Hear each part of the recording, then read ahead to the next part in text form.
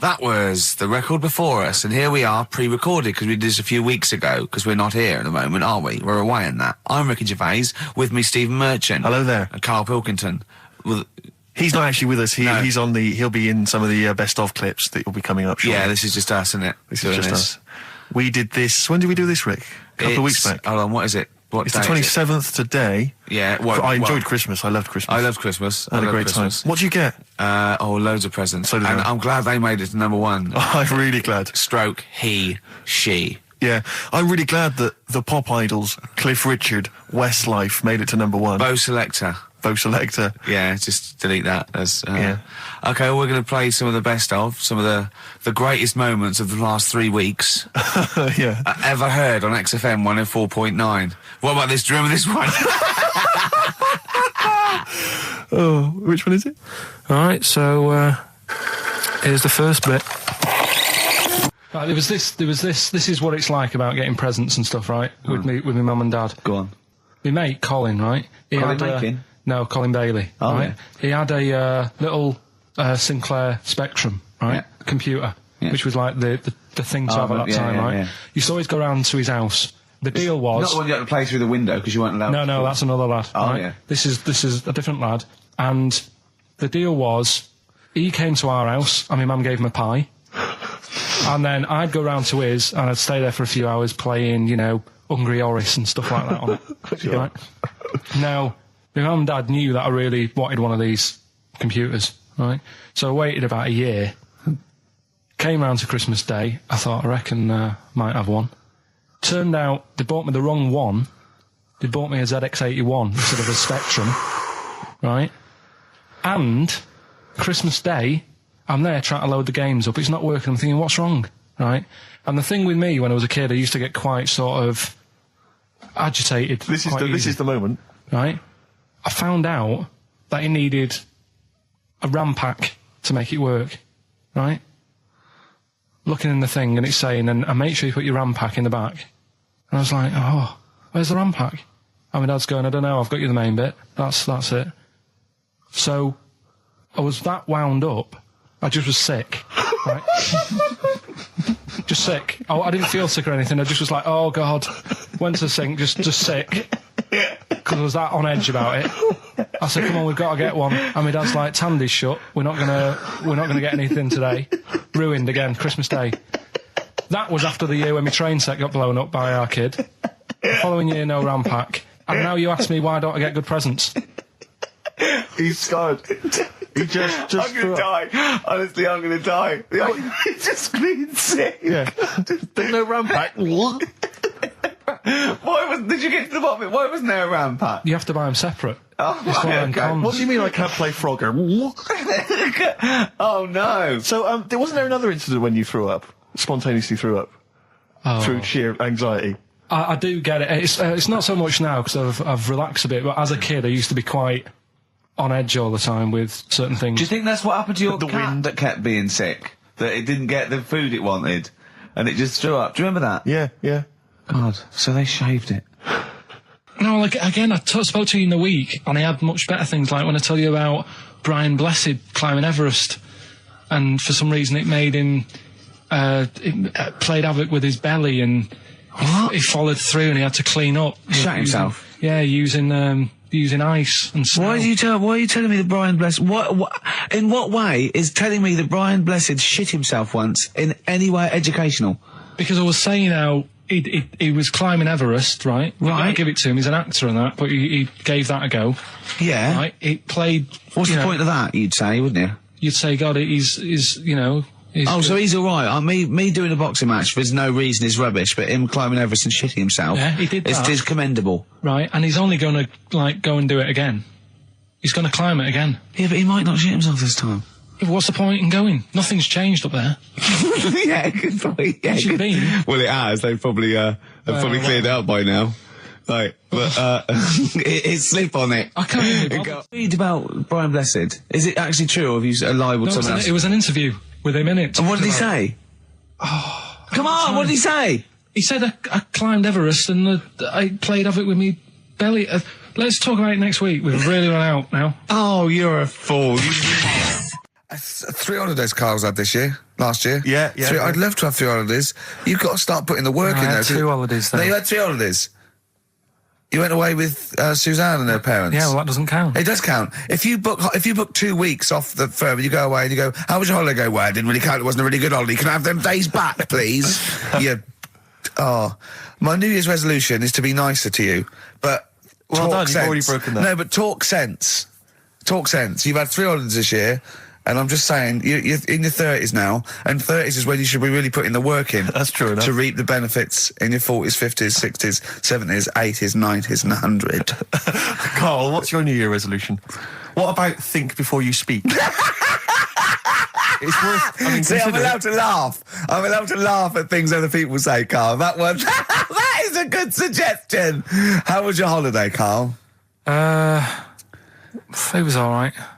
Right, brilliant. But that I don't see on the ratio of good to bad in Carl's mind. That might be amazing because we never It might hear be him amazing, singing the mightn't praises it? of anything. I'll tell you what. Can we have a cracking little tune and then come back and hear about Carl's holiday? I'd love to do that, Let's really. keep it tight. Love to Tear Us Apart by Joy Division. Now I can't put my finger on it, but that doesn't sound like the original, and it's off a compilation. It sounded a bit fast. I think the vocal was slightly different. If anyone can, put me out of misery, I think it might be in a session of the time or something. Carl, is it a New Year resolution for you? Another one. Maybe when we ask you to get a song, get the original single version. I could be and wrong, not some but obscure session. Yeah, it does seem different, doesn't it? Very odd. Yeah. Yeah. Maybe we just remember it wrongly. But anyway, that's XFM for you. 104.9, I'm Ricky Gervais with me, Steve Merchant. Karl Pilkington. Carl, you went to Lanzarote. Yeah. People said don't go to Lanzarote. They told you it was Lanzarote. They told you, were they right or They wrong? were right, yeah. Really? Yeah, it's a bit ropey, yeah. Is it why? Just out there. If it wasn't for the volcano they had, it'd been knackered. That's their big draw, is it? That's it, basically. That's all they've got going for them. When you landed, was it really hot? Were you quite excited? You were thinking this is It was okay? warm. It's we can't complain about the weather. The weather was all right. Sure. You know what I mean? That's what I went for, but it'd be nice if there just was something else. Yeah. What did you do all day then? Did you read your ritual book? No, I didn't read that. I read that book. Do you know the book that I bought and all the chapters were messed up? Oh, yeah. I bought a better version of that, All right. and I read that, Excellent. and then, Did it make more sense in order? yeah, a lot easier to follow. Yeah. And then we went and had a look at the volcanoes and that. They've got 36 of them to look at. How many did you look at before you realised that pretty much, you've seen one volcano, you've seen them all? Probably about 6 or 7. Really? And then when you got to the 8th, you thought, now I know what this is going to be, Suzanne. This is going to be like a mountain with a hole in the top. Yeah. Really? But it happened years ago as well. It's like, just keep a couple, fill the rest in, tidy it up. Fill the rest in! Yeah, no, Well, yeah. getting some builders. No, seriously though. Okay, They're a 4 death million tons of concrete, please. They're an absolute death trap. Yeah, what do you mean fill them in? Do you know what a volcano is? It's just a hole, isn't it? That's happened. Well, it's more than the happened back hole. It's in- more a portal to the magma in the centre of the earth. Back in 1730 it happened, and they still haven't sorted it out. Well, when you say it happened, volcanoes were made a lot longer ago than 1730. No, but the one that did Lanzarote in. Right. Sort it out. What would you suggest? Well, How tidy can it they up. fill it in? It's joined. It's all joined. No, but what I'm And saying is, it was the a- big it was- plates of the earth are all joined. It All was the a disaster, magma's wasn't it? joined. With the trade centre thing, that happened. They cleaned it up, sorted it out, they've moved on. That's what I'm saying. Whereas Lanzarote have just gone, leave it. It happened back in 1730. You misunderstand me. How, in the name of God, can you fill in a volcano? You ignorant twit. No, but it's not just the holes. They've actually left the lava everywhere. That's what I mean. It's not just the big holes. There's lava everywhere. But it's molten rock. They can't just pick it up like they're like a carpet. Put it in the holes. The holes are there ready. Just push it all in. That's what I'm saying. Do you know what a fable is? Got a Carl? rough idea. Okay, it's a thing that uses sort of metaphor, analogy, just to explain sort of morals. I mean, they're very very old for a start, and it's all. I'll give you an example of one.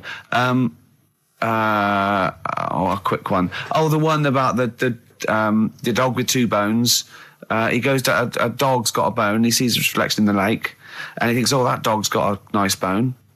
I'll have that." And as he goes to get that one in the reflection, he drops the one he's got, and that's one about, you know. I think You I happy with your lot? was told one when I was younger. Go on. I think it was one.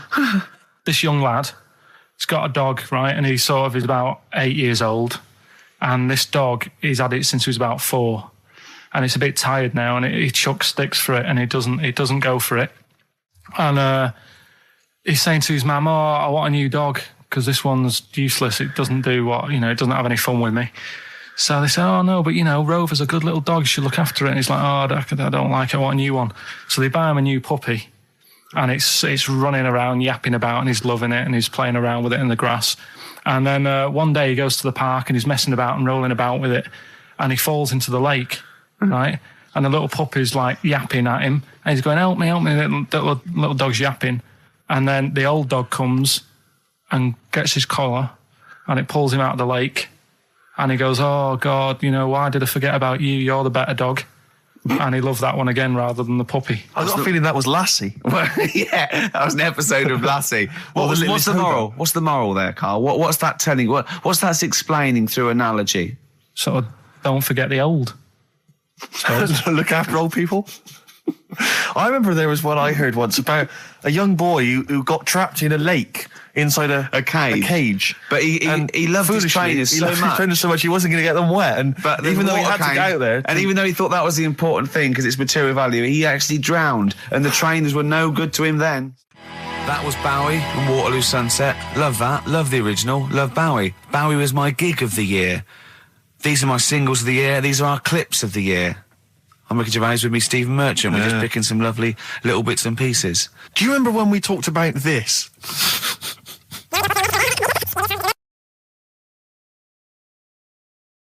So we just had a text here that says, and I don't know what truth there is in this, as ever, but John says there is apparently a nude bike ride today in Hyde Park. Now, I can't believe that's the case, because I don't think it's allowed, is it? You can't ride around with your veg, can you? I don't know. Why would you want to? Well, good point. On a bike.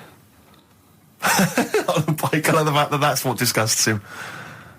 I want. Do you know what? If we did appeal for a nudist to call in, I'd want a very specific sort. I want a German nudist, a middle-aged man called Helmut. Okay. If there is any, or the closest one to it. So I want a middle-aged man from Germany. If your name is Helmut, you're in. But I'll accept Hans.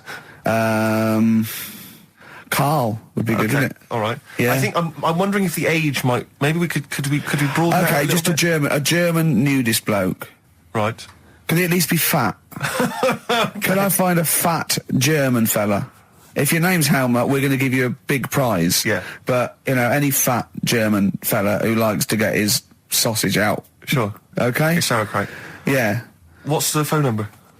0871 222 1049. It'd be good just to get an email or a text with a contact on it, and then I can just call them up in the week. Sure.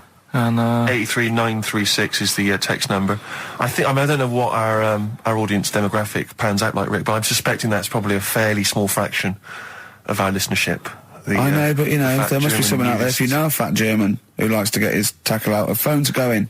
Straight away. Just answer it, Carl. Just answer it. Just pot luck. it could be anything. Well, just see what it is. To be fair, it could be a nutter. But just say hello. Just tell your turn. It's not straight away. He'll stay there, won't he? He'll stay there. Well, answer it. Answer it. Leave it. Answer it. Oh, you see this? It's gone. It's gone. There you go. He bottled it. So, just as well. Well, you took too long to answer it. There's a vicar in Australia who's started sort of doing his services and all that in nude. Hot, isn't it, out there? Yeah, Where'd you get the churches aren't. Churches are pretty cold. It was on some website. Of course it was. Yep. Just saying about a vicar and that who's there's a lot of nudists and that who want to get married. Do it, you know. Don't mess about with the wedding dress and that. Just snip up. Cheaper, isn't it? Well, I suppose it's so. I suppose if you believe in God, you believe that that's the way to be, innit? Because Adam and Eve and that. Yeah, but then in Adam and Eve, the shame made us dress up, didn't it? Yeah. Eating the apple and things. Yeah, but God didn't want that, did he? No, he wanted to see it all. He was loving it. You don't know ahead of time getting a knife full of all of that, and then the snake cover yourself up. Stitched him right up. What exactly is there then? Is it just a kind of moon-like kind of surround with just kind of dust and rock? That's exactly what you see. I was there when the Mars thing went wrong. Yeah. I would have just sent a camera crew there, filmed a bit of that, right, and say, here we are, this is it. Ignore the little coffee shop in the background. Right? This is Mars, because that's where it's like just loads of dust, holes everywhere. Tidy it up. Little round-headed aliens complaining, whinging, just like Mars. Yeah. So, is there what's the best bit about the holiday? Come on, pretend you're Judith Chalmers. I have been doing. I would have done all. I would have said that. Don't bother. Right. I mean, the hotel was good. Yeah. That was all right. What was that like? It's all right. Just clean. That's all you want, isn't it? See, that's not quite what Judith Chalmers does. She doesn't go, what's the hotel like? All right, yeah, clean, isn't it? All right. What was it like? What was it? 3-star, 4-star? Did it have a swimming pool? What was the room like? Yeah, had a swimming pool and that. Yeah. Yeah, it's good. I think it was one of the better ones on the island. Okay. Nightlife? Wasn't really. And there was a bar. There was some bands playing. Yeah. Not very good. Food got a bit boring. Yeah. It was always the same food every night, but they sort of themed it and made out as if it was different. So, like, on Mexican night, it'd be chicken with a nacho on it. Right. And Chinese night, sort of chicken with a little prawn cracker on it and stuff. Sure. But that got a bit boring. That's me just turning on my phone, because I want to read to you a text that I got from Karl. I think you sort of sum up the holiday in this text, don't you? Do you remember it? I can't remember. Let's have a look. Let's have a little look. Instantly, what did Suzanne, your girlfriend, make of it? Similar view to you, that they should fill in the holes? Yeah, it's just that thing. You see, I went on a coach trip, right? And you go and see the volcanoes. Like I say, there's 36 of them. Yeah. Which, how many do you need? And when we're on the coach going round all these volcanoes, the fella on the front's going and look out your left window at the moment, and there's a volcano. And if you quickly look out at the right-hand side there, there's another one. Right. And on the left, it's just like, all right, we've seen it. Sure. Do you know what I mean? Yeah. And that trip, we'll talk about that trip in a bit. Right, this is the text I got from Karl, right? All right. Been up to a volcano. Been in some dead artist's house who built his house in the lava. They said they would show me science with volcanoes, but all they did was chuck some water in a hole and it shot up in the air. No dwarves in the canteen, no scousers here, but there is a Swede woman with a big head. She looks effing gormless with a cap on. All right? So a little reference there to... A Swede woman? What's that mean? Do you mean Swedish? Yeah. Or she looked like a vegetable? No, the Swedish woman. But they've all got sort of quite big bill, aren't they? And I sent him a text. Oh, well, it's just good to be on holiday because, I'm working. He sent back, so am I. Just been watching Sky News. There is a school for monkeys who want to get a band together. Is that monkey news for later?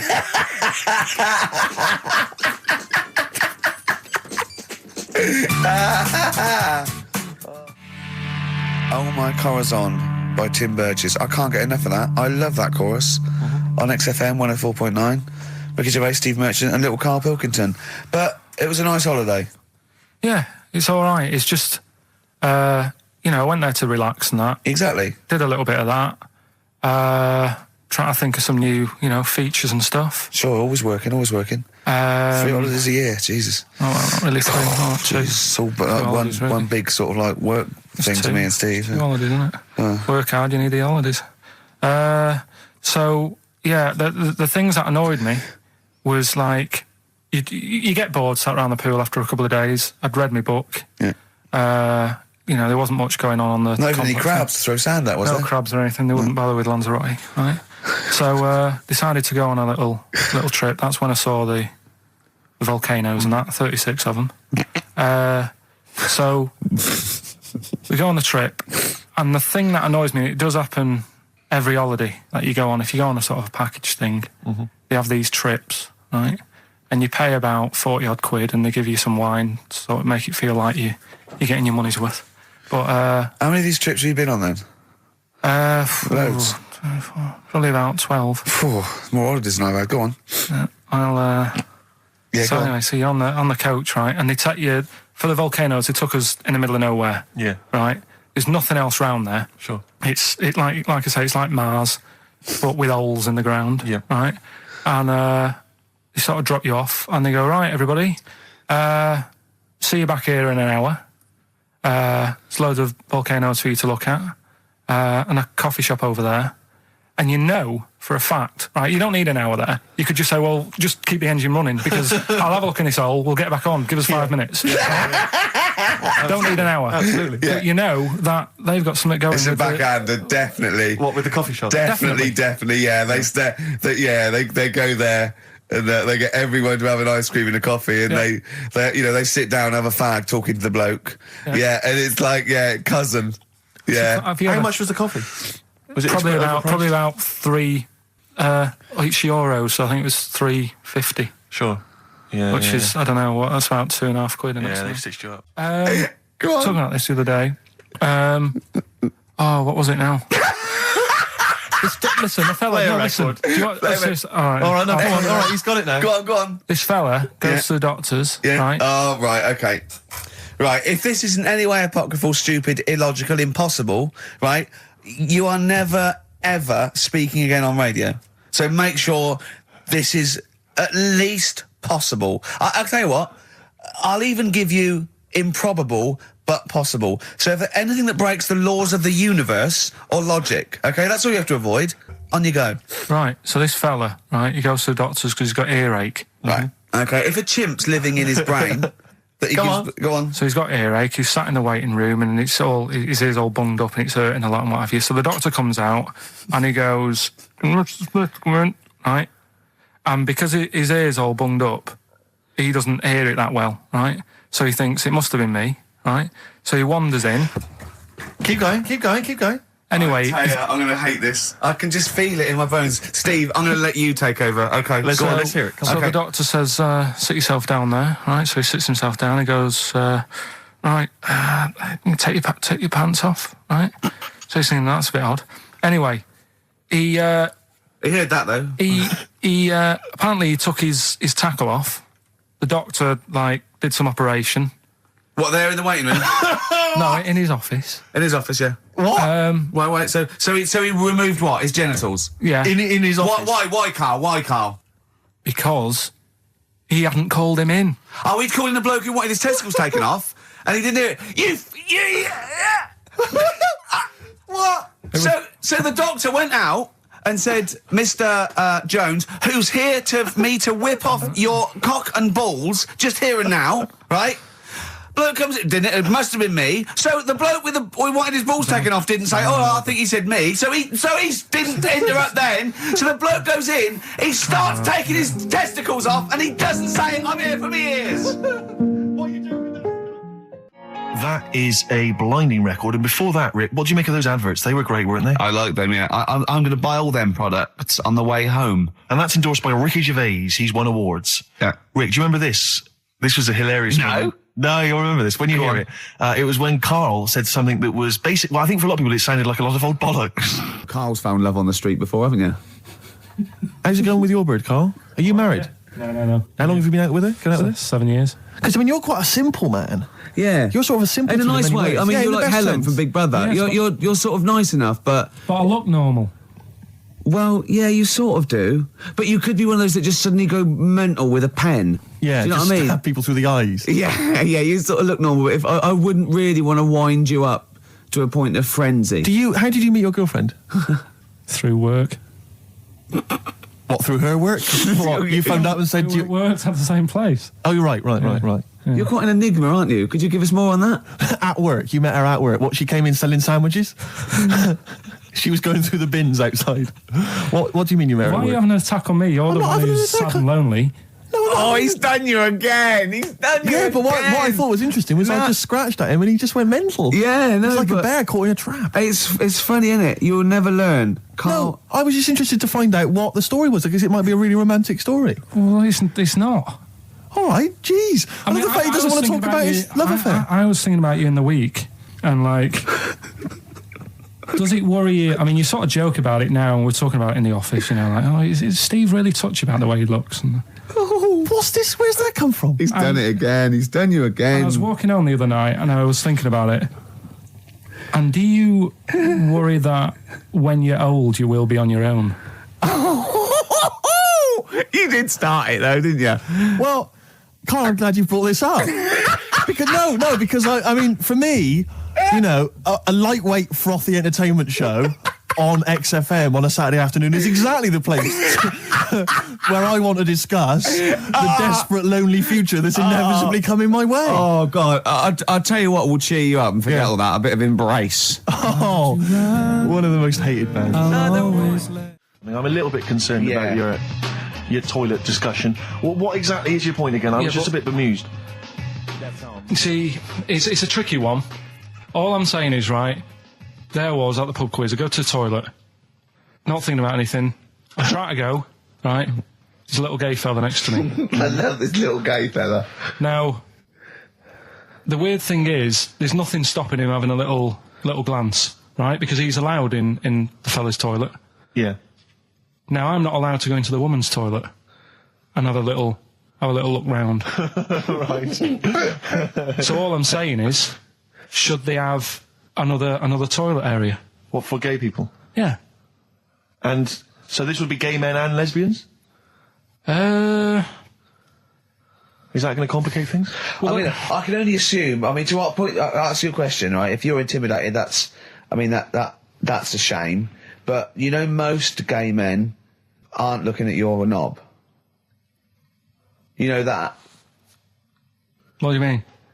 I can only say that 99.9% of gay men who use a urinal standing next to what they assume is a heterosexual man aren't looking at his knob.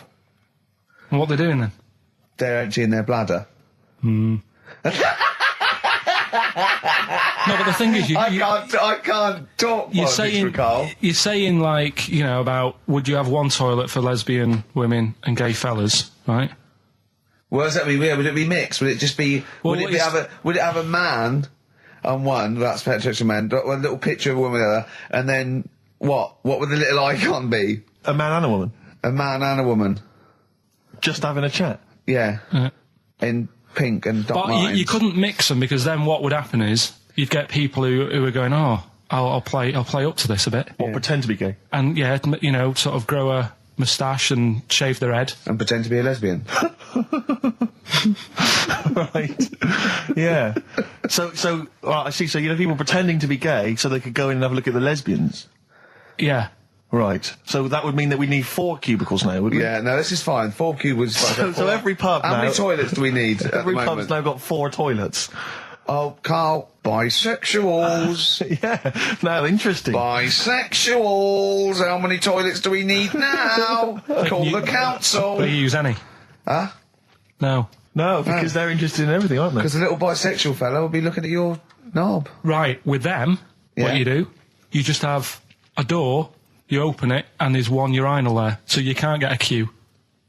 They have to sort of wait. I just thought that, well, why can't there just be a thing between the urinals so no one can look at anyone else's knob? Wait a minute. Just to go back to Ricky's point, what stops, even if we've got the toilet for gay men, what stops the gay men who want to have a look at your willy going in the regular toilet and pretending that they're straight? Most men don't wear gay across their head. Exactly. They don't have a tattoo. There's no branding yet in the British House where they have to declare. So we're going to have to expand this. So we've all got to carry identity Do you know cards. you can see a gay, can you? Coming a mile off.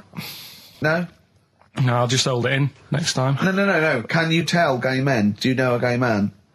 I'd say probably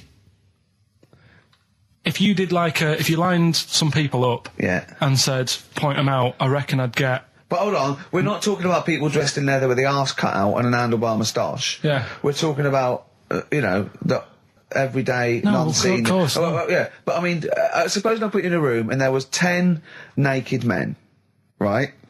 Yeah. And there's 5 gay men and 5 hetero. Could you walk along that line looking at those gay... Am I naked? No, you don't have to be naked. Why would you have to be naked? To catch them out. Play a record! How would you catch them out? Don't go into it. Don't go into it. Play a record. Ooh, those boys can rock there. That's the Guns with All Their Roses and Sweet Child of Mine. On XFM 104.9. I enjoyed that. Yeah. That was good. It rocks. I hope the audience was playing it loud like us. Yeah. Ricky Gervais, Steve Merchant, Karl Pilkington. Well, look at him yawning. How rude is that? Carl, what's wrong with you, man? Have you been up late? A little bit. Girlfriend was away, wasn't she, yesterday? Yeah, I always have a problem with that. I always have... Because you don't go to bed, do you, early? Do you know what I mean? You sort of think... I just always find that thing that if, you're used to living with someone... Yeah. One of you will go, let's go to bed, then you'll go, all right. But when you're on your own, you go... You just forget to go to bed. I just stay up. Okay, stop eating now, Carl. You've ate all the food. That's just a plate. All right. Okay. Yeah. No, I stayed up and watched... there was a thing on about Dracula. Right. What, Dracula? And I found a flaw in it. Go on. Not the fact that he's the living dead and and drinks blood to stay alive and he doesn't reflect and he can in turn into a mirrors. bat. Well, and you can go on. The mirror thing, you can't look in mirrors, can he? Well, he can look in mirrors, but he can't see himself in a mirror. Yeah. That still doesn't work. Go on. It doesn't work at all, Carl. It doesn't work Go anyway. on. No. Well, Centre parting's always really neat. His centre parting's always... how does he do it if he can't look in the mirror?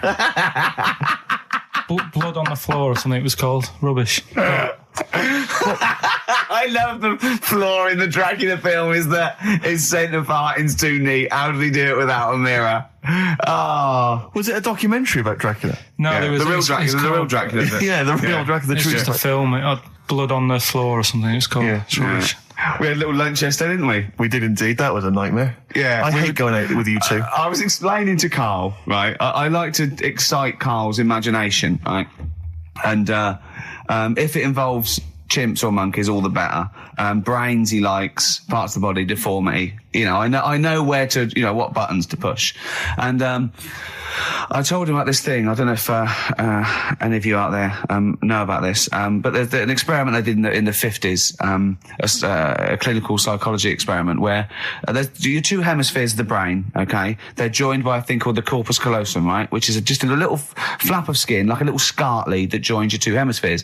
And what they did, they cut that in half, and they thought it was a cure for schizophrenia, but what it turned out to be, or epilepsy, I think, I can't remember, was that your 2 sides of your brains didn't function together. You couldn't get information. I was telling Carl all this thing, and one of the things I told him was that they did it on a monkey, and it fought itself over a nut.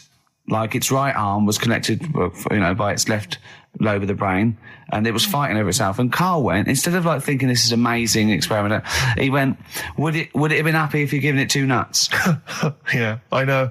Well, you started off by explaining it, and I remember you mentioned, because I was watching the 2 of you as you were describing it to me, you said, of course, one side of the brain deals with symbolism, and as you said the word symbolism, I noticed Carl drift away from looking at you, pick up his mobile phone, and start pressing buttons randomly.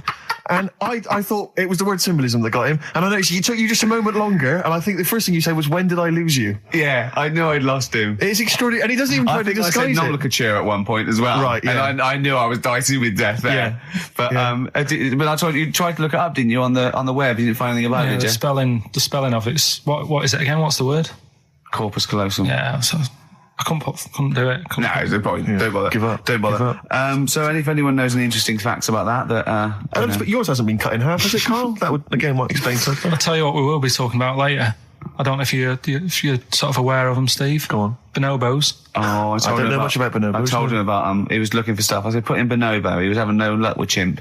And they're a form of chimpanzee, but they're even closer to us, evolutionarily speaking. They've got their social groups are more like ours. They're more intelligent. And he was loving it, weren't you? So is it human bonobo Carl? Is that how it works on the evolutionary ladder? Chimp, Carl. Yeah. Yeah. Talking about them. So we're talking about bonobos. You're excited about that? Yeah, That's coming up in Monkey News? No, I think it's a bit of a monkey bonus.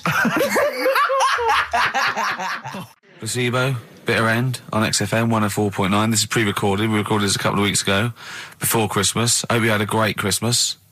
If you didn't, not our fault, really, is it? Nothing to do with us. Wouldn't have thought we'd have. We're well over time because we've got plenty of cash now, thanks to a lot of you who probably bought the Office DVD. Yeah. Probably got And that if you in haven't stock. yet, and you've maybe got vouchers or money, still available. Still there in the shops. Still available. You can still make it the best-selling DVD of all time. Please. Please do. Yeah. Please do. I'll tell you what you want to hear there before you make your mind up. I'll tell you what, if you like this next clip, go and buy the Office DVD. I think you will. It's a brilliant clip. It's the one where we talk about, well, it is self-explanatory. Yeah.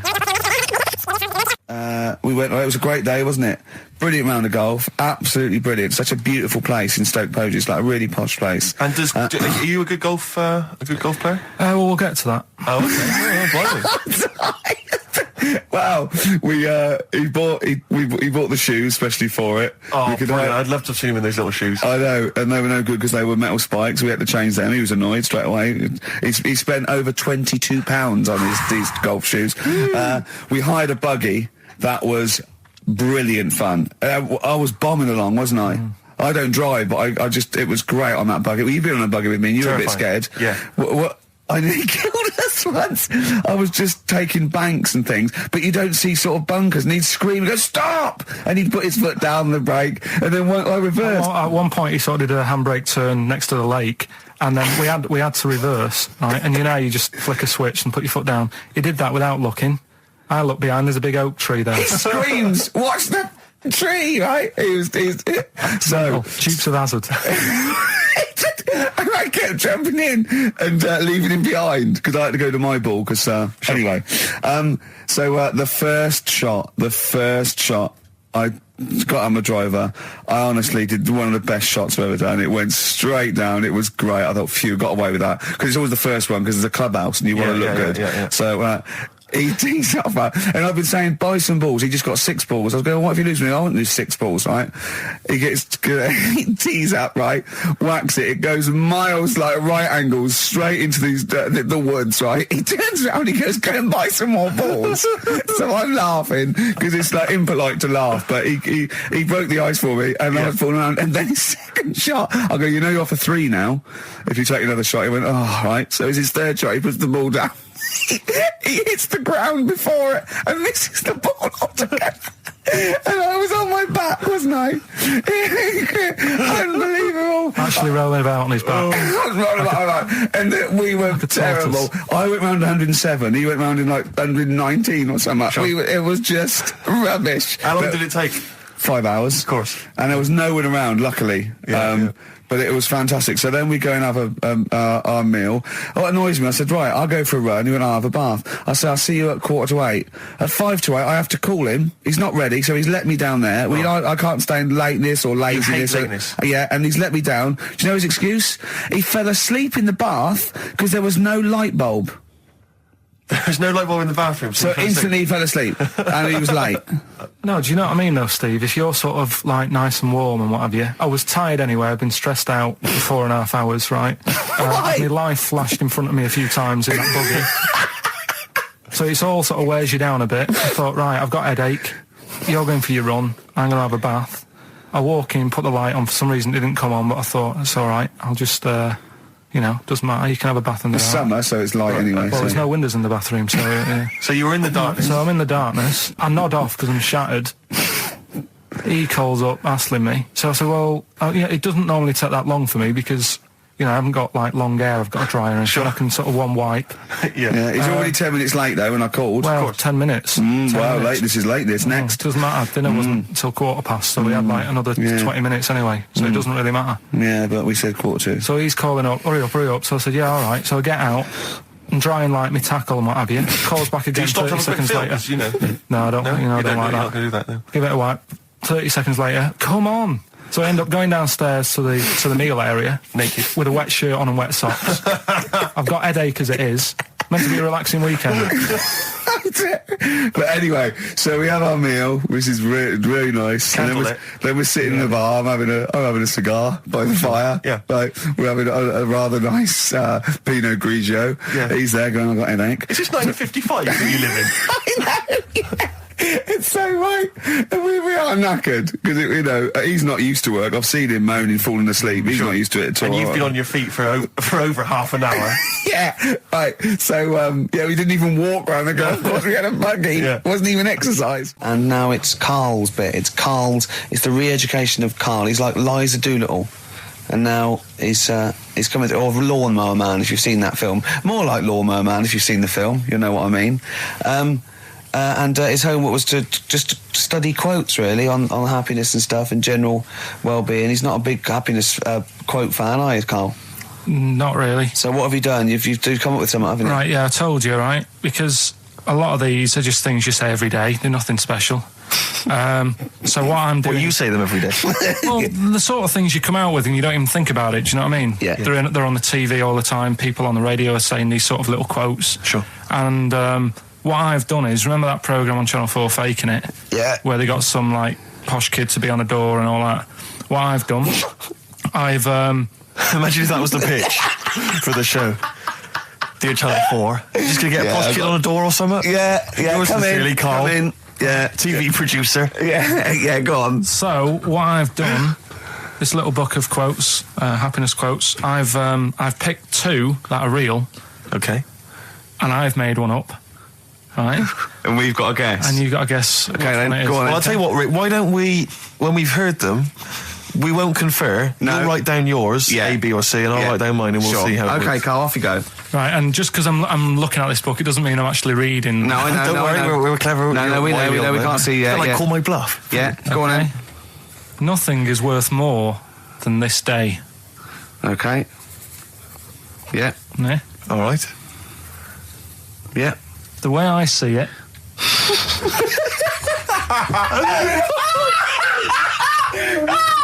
Oh God, my head's gonna burst. no, hang on. My head's gonna burst. No, Hang no, on. this might not be Karl's. Oh, it might not be. How do you know I haven't tweaked them a little bit? Yeah, good Okay, point. fair Good enough. point. No, good point. The way I see it, if you want the rainbow, you got to put up with the rain. Yeah, okay. All right? All right, yeah. Okay, hang on. Yeah. Come on. Cat food, Cat food, come on. it stinks a bit. But if you don't put up with the smell, the little kitten will die. Steve, I don't know what to say. I don't know what to say. Imagine this in faking it. Imagine their faces when he says that, and they're going, "Oh my God." Oh. Karl, play a song, mate. We'll have to confer on this one. Right, Blair. Well, that's just amazing, Karl. Just read them again. Two were real, one was fake. Go on in. Right. First one. Nothing is worth more than this day. Excellent. Next one. What does that mean? Well, cherish now, cherish your time. Okay. Because you can't get it back, and Yeah, you know that's the way I saw it. Carpe diem, whatever it is, seize the day and all that. Okay. If you want the rainbow, you've got to put up with the rain. Yeah, of course. Yeah, rough with the smooth. You know, it's not all plain sailing, but you know, rainbow's beautiful, but it comes because of the rain, which you might not like. So Yeah. make the most of everything, and yeah. Good. Cat food doesn't smell good, but if you don't put up with it, then the little kitten will die. Right, now, Karl, that is a good effort. Now, that one's yours. I mean, obviously, right? Right. Right, no, but it's a good effort, right? I mean, it slipped seamlessly into the others. Yeah. Don't think it didn't. No, but it's good. I mean, we knew it was that one. But what I will say is, it's good, but what you don't know, maybe subconsciously, is, I mean, it's very similar to the putting up with the rain and the rainbow. But that's good. Why do you think that? Well, What does mine mean? well, even though it smells bad, it's good for something.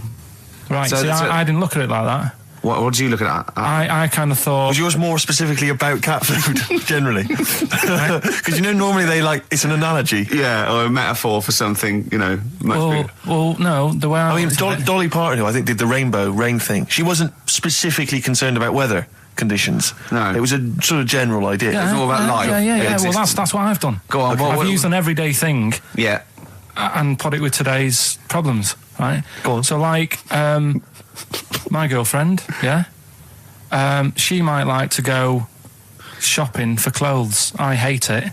Right. But because I love her, I put up with it. Ah, that's nice. Yeah? Yeah. So you love that little kitten. You can't stand the smell of the stuff you got to feed it. But because you love it, you go, well, you know, I'll put up with this just for a few minutes and then I can, like, squeeze its head later and give it a little... Sorry! Squeeze its little head. Yeah. Yeah, well, that's just the thing that I do with cats. Put it in a bag and drone it in a lake.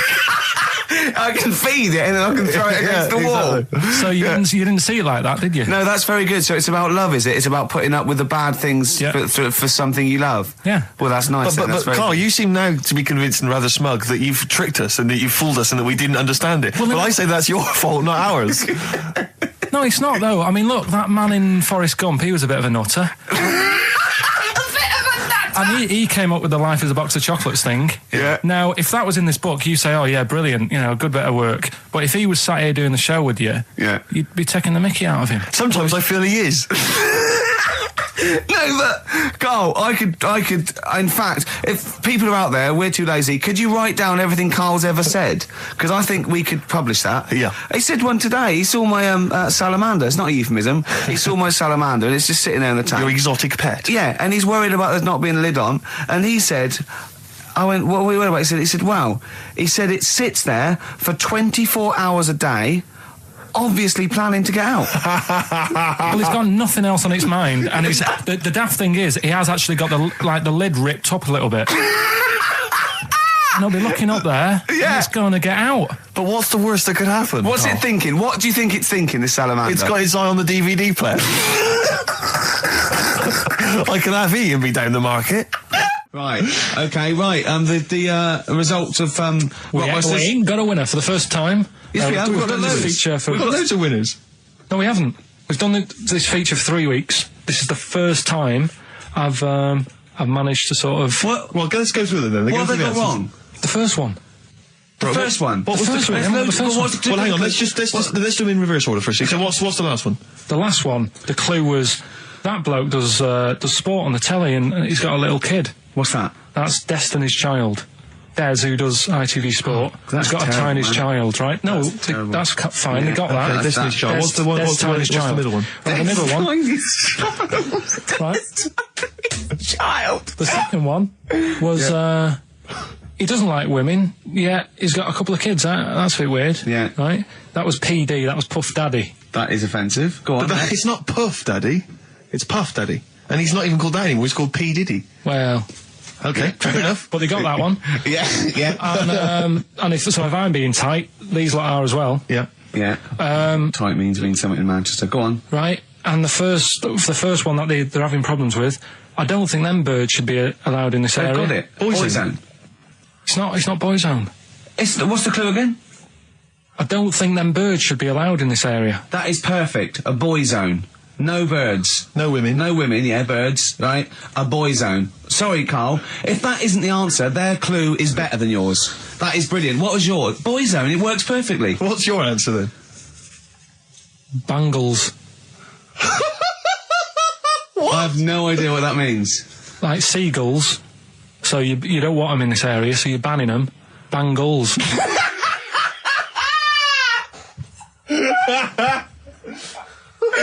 Oh! Well, give it to Boyzone, because Boyzone's better. There is virtually allowed this area, it's a Boyzone. I think we should have a rollover.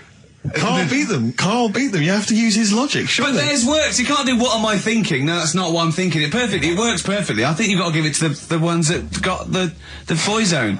Well, how about, right, because they didn't actually get into my head and my way of thinking, heaven right? forbid. How about we just keep back the David Attenborough, and they can have, I'll chuck in the Hellraiser, right? Okay. And Blondie album and the Madness Yeah, one. okay, pick a winner at random. Pick a winner, Steve. I'm going to give it to Paul Sloman, who got those answers, and he also says, P.S. Carl, you're a moron. So, I'm giving that to Paul, and good luck to him. Right, well, He's got a crazy night tonight. If we can rush these over to him, he's got a cracking Saturday night. well, if I'm a moron, I might get your address wrong when I send them to you. Oh, Coming right back at you, Paul. Yes. Well, have I ever... This is probably the most embarrassing of those entrance stories. Yeah. I was down in South London once, went down to some party that was taking place in some kind of swanky bar where there was a doorman on the front and a charge. I think it was something mental, like a tenner to go in. It was crazy. It was ludicrous. I don't know what I was doing down there. And I was in the queue. We'll establish what you mean by swanky later, because that could be. And it was a posh place. Was it? And so there's a queue outside, and there was one of these doormen who thought it was like kind of Studio 54. He was like sort of, choosing people who could come in. Yeah, you two come in now. And I've been there for ages, obviously. Oh, I was on my own because I got there late. And clogs. Exactly. Thought, I've dressed up for this. And there were these two girls next to me. I'm thinking, if I'm in a queue, I've told you before, if I'm in a queue and if I'm stuck with two girls, I'm thinking, what a great opportunity. Use the old merchant charm. Yeah. And so I'm there, and I'm sort of thinking, I kind of sort of give them a nod or whatever, a wink. Yeah. And they're loving it. Yeah. They move to the back. They're putty in my hands, really, because you can imagine. Yeah. And I thought, well, to really seal this off, I'll get us in. Like, I'll sort of skip the queue. So the guy sort of coming along, he's picking people off, the doorman, and I just grabbed him. I just grabbed him like that. And I said it so everyone could hear. Right? And I thought this was brilliant. I said to him, how much is it? He went, 10 quid. I went, I'll give you 7. That was my bribe. I'll give you 7. That's the whole £3.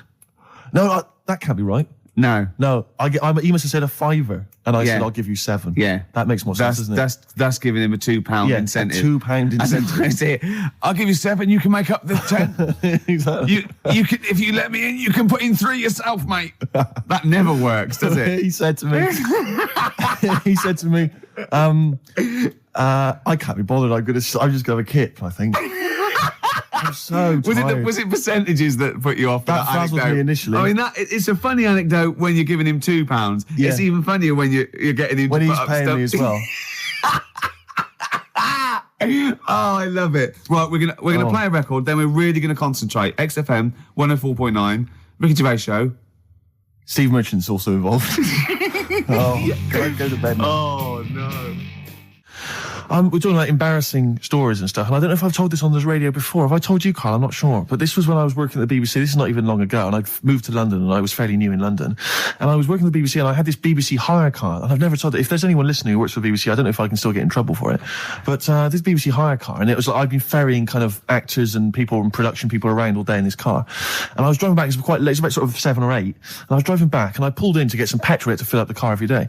And I went into this garage to fill up some petrol, and I was there, and two blokes came in a white van, right? They sort of pulled into the forecourt, and I was filling up the car, and they went, "Hey, do you want to buy a couple of speakers?" And I said, "Yes, I do." Yeah. Because I'll tell you the reason. It was like I was so flattered that they thought I'd be the kind of bloke who would A, need some kind of classy speakers, and B, would like to buy them on the sly. Do you know what I mean? Yeah. I thought, they like the They've seen me. They've seen I look a bit of a hustler. Exactly. Yeah. I'm a street sort of guy. You can see by the way I use my walk. Exactly. Yeah. So I couldn't believe my luck. So they drove behind the garage, the little sort of garage bit at the back, and I went round there, sort of casually went round there, sort of locked the car, went round there. They went, open the back. You had 2 speakers in there. I said, "Are you sure these aren't knocked off, mate?" He went, No. We work for Dixon's. This is the story he spun me. We work for Dixon's, right? And we're delivery men. And if we make a delivery and the person's not there to sign for the goods, then we have to bring them back to the warehouse. But if we can sell them on the way back, then that's really good for Dixon's. Dixon's must love that. And instead of thinking, are you sure some kind of troubleshooter did someone going to go into Dixon's and go, you're not getting in the garage forecourt market? Jones. Exactly. Get a couple of lads in a white van. Exactly. Yeah. So anyway, I sort of bought this story, and I was a little bit dubious, and I went, right, let me hear them then. And he wired them up to the car stereo, and boom, boom, boom, they're playing. So it was some groovy hip-hop. I was thinking, great, these guys know what I'm into. Yeah. And he's giving me the talk and stuff. And I said, I'm a bit worried these are knocked off. He went, no, listen, we got a bloke at Dixon's who can confirm this is fine, right? Phone him up, use my mobile, right? And quote this reference number, right? So I phone out, they go, and I goes, I go, hi, some guys here in a garage forecourt trying to sell me some speakers. Just wanted to check. He went, it's fine. I went, should I just read the reference number or whatever? He went, if you want. And X14, and I'm like, yeah, it's fine. Yeah. Okay. You know what that was, don't you? That was actually Mr. Dixon himself. Exactly. Yeah. Exactly. So I'm thinking, well, they sound great. They're giving me for a knockdown price. I'd say they were like 400 quid. They were like 200 quid or something. It was a good bargain. I was in the market for some speakers as well. Yeah. So while they were loading it's them all in... kosher. I phoned Dixon. Exactly. I phoned Dixon. That's fine. Yeah. So while they're loading them in the back of the BBC hire car, right, I'm in there paying for the petrol, right, and the guy who's serving goes, oh, you're right. He goes, what were you doing around the back with those blokes? right? Because obviously there's security cameras filming this whole transaction, right? And he goes, what are you doing around the back? And I went, brilliantly, there's some old mates. Some of my mates were just having a chat and that. He went, oh, right, okay, like giving me obviously the evil eye. So I went back to the van. So I'm in the car now and I'm driving with one of the blokes who's in the van with me because I didn't have the money on me. So I had to go to the cash point to get the cash, right? So I'm driving with him and the other guy's following me in the van and he was like a northerner like you and he was giving it all the, all right, yeah, you know. I tell my girlfriend's a DJ, she's got some of these speakers, they're fantastic, da-da-da, and he's giving me this. And then my mind starts working. Now that I've got a bit of time to think, I'm thinking, wait a minute, this all sounds a bit dodgy. Yeah. It dawned on me, Rick. You know, Paul, you're streetwise. Exactly. You're streetwise, Steve. Not only that, I was thinking, how am I going to get them home? I've got to drop the car off at the BBC. How am I going to get these huge speakers back to where I live? And how can I pay for them? Because I've just spent £100 on Find the Lady with a couple of blokes in the square. It seemed like a fair game. Some of his friends were winning. But so I explained to him, I said, I can't get them back to like Brixton where I was living at the time. He went, don't worry, give us an extra 20 quid, we'll take them home for you. Oh, that's good. Deliberate. They do a whole service, you see. And there's also a backup guarantee. Did they have the guarantee? The 3-month guarantee? They didn't. No. But so I said, I'm not sure about that. He went, well, why don't you put them in a cab, send them back, and your housemates can collect it? I was like, oh, no, there'd be no one in. And I was beginning to sort of get a bit conscious of like, maybe this was a bit of a scam after all. So I pulled into like a little side road. And I said, I'm not sure I'm into this now, actually. He went, what are you talking about? It's 200 quid for a pair of speakers. It's a bargain. You never get a bargain like this, mate. I'm going, not too sure, actually. I don't think I want them. He went, 150 quid, mate. 150 quid. I went, no. He's 100 quid now to you. And I'm thinking, wait a minute, this doesn't sound like the kind of work that Dixons would be doing. Dixons don't do that when I go in. This is it. Dixons never negotiate in that way. When I go there, look around and I leave, they go, where are you going? I go, I go, no, we'll have anything then. Have anything for a So quid. I stopped the car and the white van pulled up behind me with his mates in. Sure. And I said, can you get them out? I'm not interested. And he went, 100 quid, mate. And he was just going, you tosser. You obviously want some speakers. And he was having a go at me. So I was carrying the speakers out and putting them back in the white van. And he was just shouting at me. He was going, 70 quid, mate. I was like, 70 quid from 200. This is ludicrous. You realise that wasn't Dixon's policy then. Exactly. They don't usually shout at you tosser as you leave the shop and walk down Camden High Street. They're not usually shouting at you tosser. You should have took the offer of like the monthly payments they've got on at the moment. So I eventually put them in there and I sort of knocked the deal on the head and I got back in my car and they were in theirs and I just looked in the rearview mirror and they were punching the dashboard like with aggression and venom like we let that deal slip through our fingers. And I've never been so terrified in my life. I just sat there and I was just thinking, oh my God, all I was thinking now is what if I go back to the BBC and they go, we've had a call from the police, the man at the garage, he saw you doing a dodgy deal. I love it. Yeah. Well, what you do is you put the hire car in a drain in your front garden and then go in and out of the toilet just pouring bleach down or Ajax and they never know. Yeah. Listen, let me just tell you briefly, this is another example of how people can just exploit you and make fun of you when you're tall. Yeah. I was quite tall. I've always been like about 6'7" for quite a while now. And when I was about 16, I went to a big New Year's celebration in Bristol, where I come from. And everyone kind of congregates in this big sort of part of town, and there's all people dancing around, like in Trafalgar Square. And I was there, and somehow I just picked up a balloon somewhere along the line, one of those kind of helium sort of balloons, and I was holding that, sort of dancing around. And these two girls came up to me, and I was thinking, yeah, okay, you know, it's New Year's Eve, brilliant, you know, that's my kind of party. Yeah. They came up, they went, hey. Once a year. And they said, you going to be here for long? And I went, well, maybe. And they said, it's just that we've arranged to meet back at you in about an hour. I went, what do you mean? I went, well, it's just because we can see you wherever you are. Don't worry, you can move around and stuff. We'll see you with the balloon. Just arranged to meet some friends. I love that. A landmark. So pilots use that. Oh, we're just coming in. There's when we go. When we see Steve Merchant, we'll be descending to Bristol Temple Mead. What's really funny is New Year's Eve, Trafalgar Square, you got a huge column, but they use Steve as like the meeting point. Steve's got a huge column. Brilliant, Rick. Well done. Award-winning comedy from Ricky Gervais. So I went to a party and I was quite excited because I had the car, I had the motor, and there was a chick heading down to the party that I was like, you know, I had my eye on. And I thought, you know, now I've got a car and going to the party, it's going to be amazing, right? And various friends had said, like, can we get a lift? I thought, yeah, groovy. I'll pick up the chick as well, who's a friend of a friend. So cruising down to the party in the motor, you know, the Volvo estate, and there's nothing sexier than that. You know, slipping a little bit of Billy Joel on the stereo or whatever. Something classy. Exactly. And maybe it was Billy Ocean. I think maybe I was quite a Billy. Maybe it was Get Out of My Dreams, Get Into My Car. Ideally. Yeah. So I get to the party, and inevitably it was one of those house parties where the chick that I had my eye on, she kind of was chatting to other guys, and she wasn't really paying attention to me, and I was sort of... Ain't hard to get, was she again? Same old story. Oh, they make me They laugh. know how to tease, don't they, the ladies? Who are they kidding? So I'd follow her like a dog, you know, from room to room. Yeah. And watch her Quite while... literally, sometimes he was barking. Yeah. And while, you know, just watch her while she talked to other blokes. And then, obviously because I was driving, I wasn't drinking, so I was not really enjoying myself. And then somebody said, should we go and pick up Vera? And I thought, right, okay. And they went, Steve's got a car, let's all leap in there. We'll go pick up Vera. And this girl was like up for it as well. So I thought, brilliant, you know, I'll be back in the car with her, you know, away from all these lads. Yeah. One guy she had her eye on, he came as well. I was a little bit annoyed. Yeah. But anyway, he was in the car, so I'm driving down these country lanes, just driving along, and they're directing me, they're saying, go left here, go right. And then suddenly we stop, and one of them goes, just drive into that field, this pitch black field, right? And I'm sort of, well, it is my parents' car. Just drive in the field, Steve. I'm thinking, well, I don't want to, like, not seem like I'm a hard, cool, crazy kind of guy, because the chick's in the car. So drove the car into the field. They all leapt out, started running off into the darkness, shouting, Vera, Vera, Vera, where are you? So I'm just sort of sat there in the car waiting. Wasn't Vera Lynn, was it? Because she likes to hide in fields. Bizarrely, it wasn't. Right. It was just, I was just left in the car on my own with Billy Ocean, and suddenly, at the darkness, they come back holding a Vietnamese pot-bellied pig that they had stole from a nearby farm, and they knew that the pig was called Vera because someone knew the farmer or something. Anyway, so they got this pig, so now they're going, I'll put the pig in the back of the car, we'll take it back to the party, it'll be hilarious. I'm thinking, well, you know, I'm not sure I want a pig and all its, you know, piggy crap in the car, right, crammed in there. But they say, yeah, so obviously I'm thinking again, I don't want to look like I'm, you know, a nerd. You know, I'm terrified of that, Rick, ever happened. Yeah. So, So you go, hey, bring the pig into the car. Exactly. I'm no nerd. Exactly. Yeah, go on. So now we drive off again. I got this pig kind of squeaking in the back of the car. And, they say, stop again. Let's do some cow tipping. And they do that old thing, you know, about the fact because cows sleep standing up, don't they? So you can push a cow over and stuff. Yeah. So they're having a wild time, hilarious. So this time, now we get to a sort of dead end in the road. And, they say, well, turn around, let's go back to the party. And I'm thinking, fine. Try and do a 3-point turn in this very narrow country lane, right?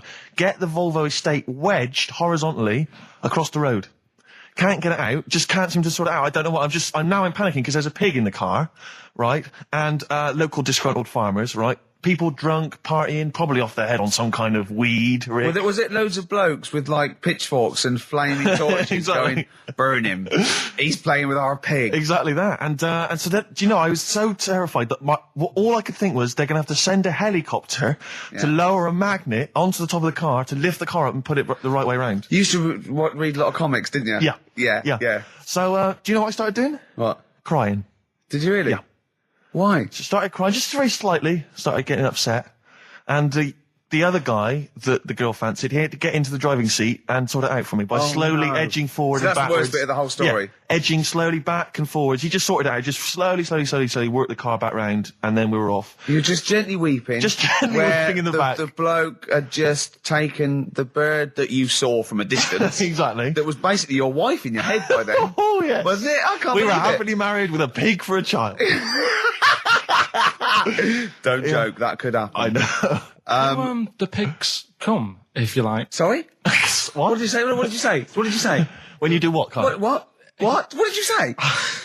No, what did you say? Because I don't want to have to go to the radio authority again. What did you say then? Just remember. We are going out live, Carl. Yeah, remember Tom Binns, right? What did you say?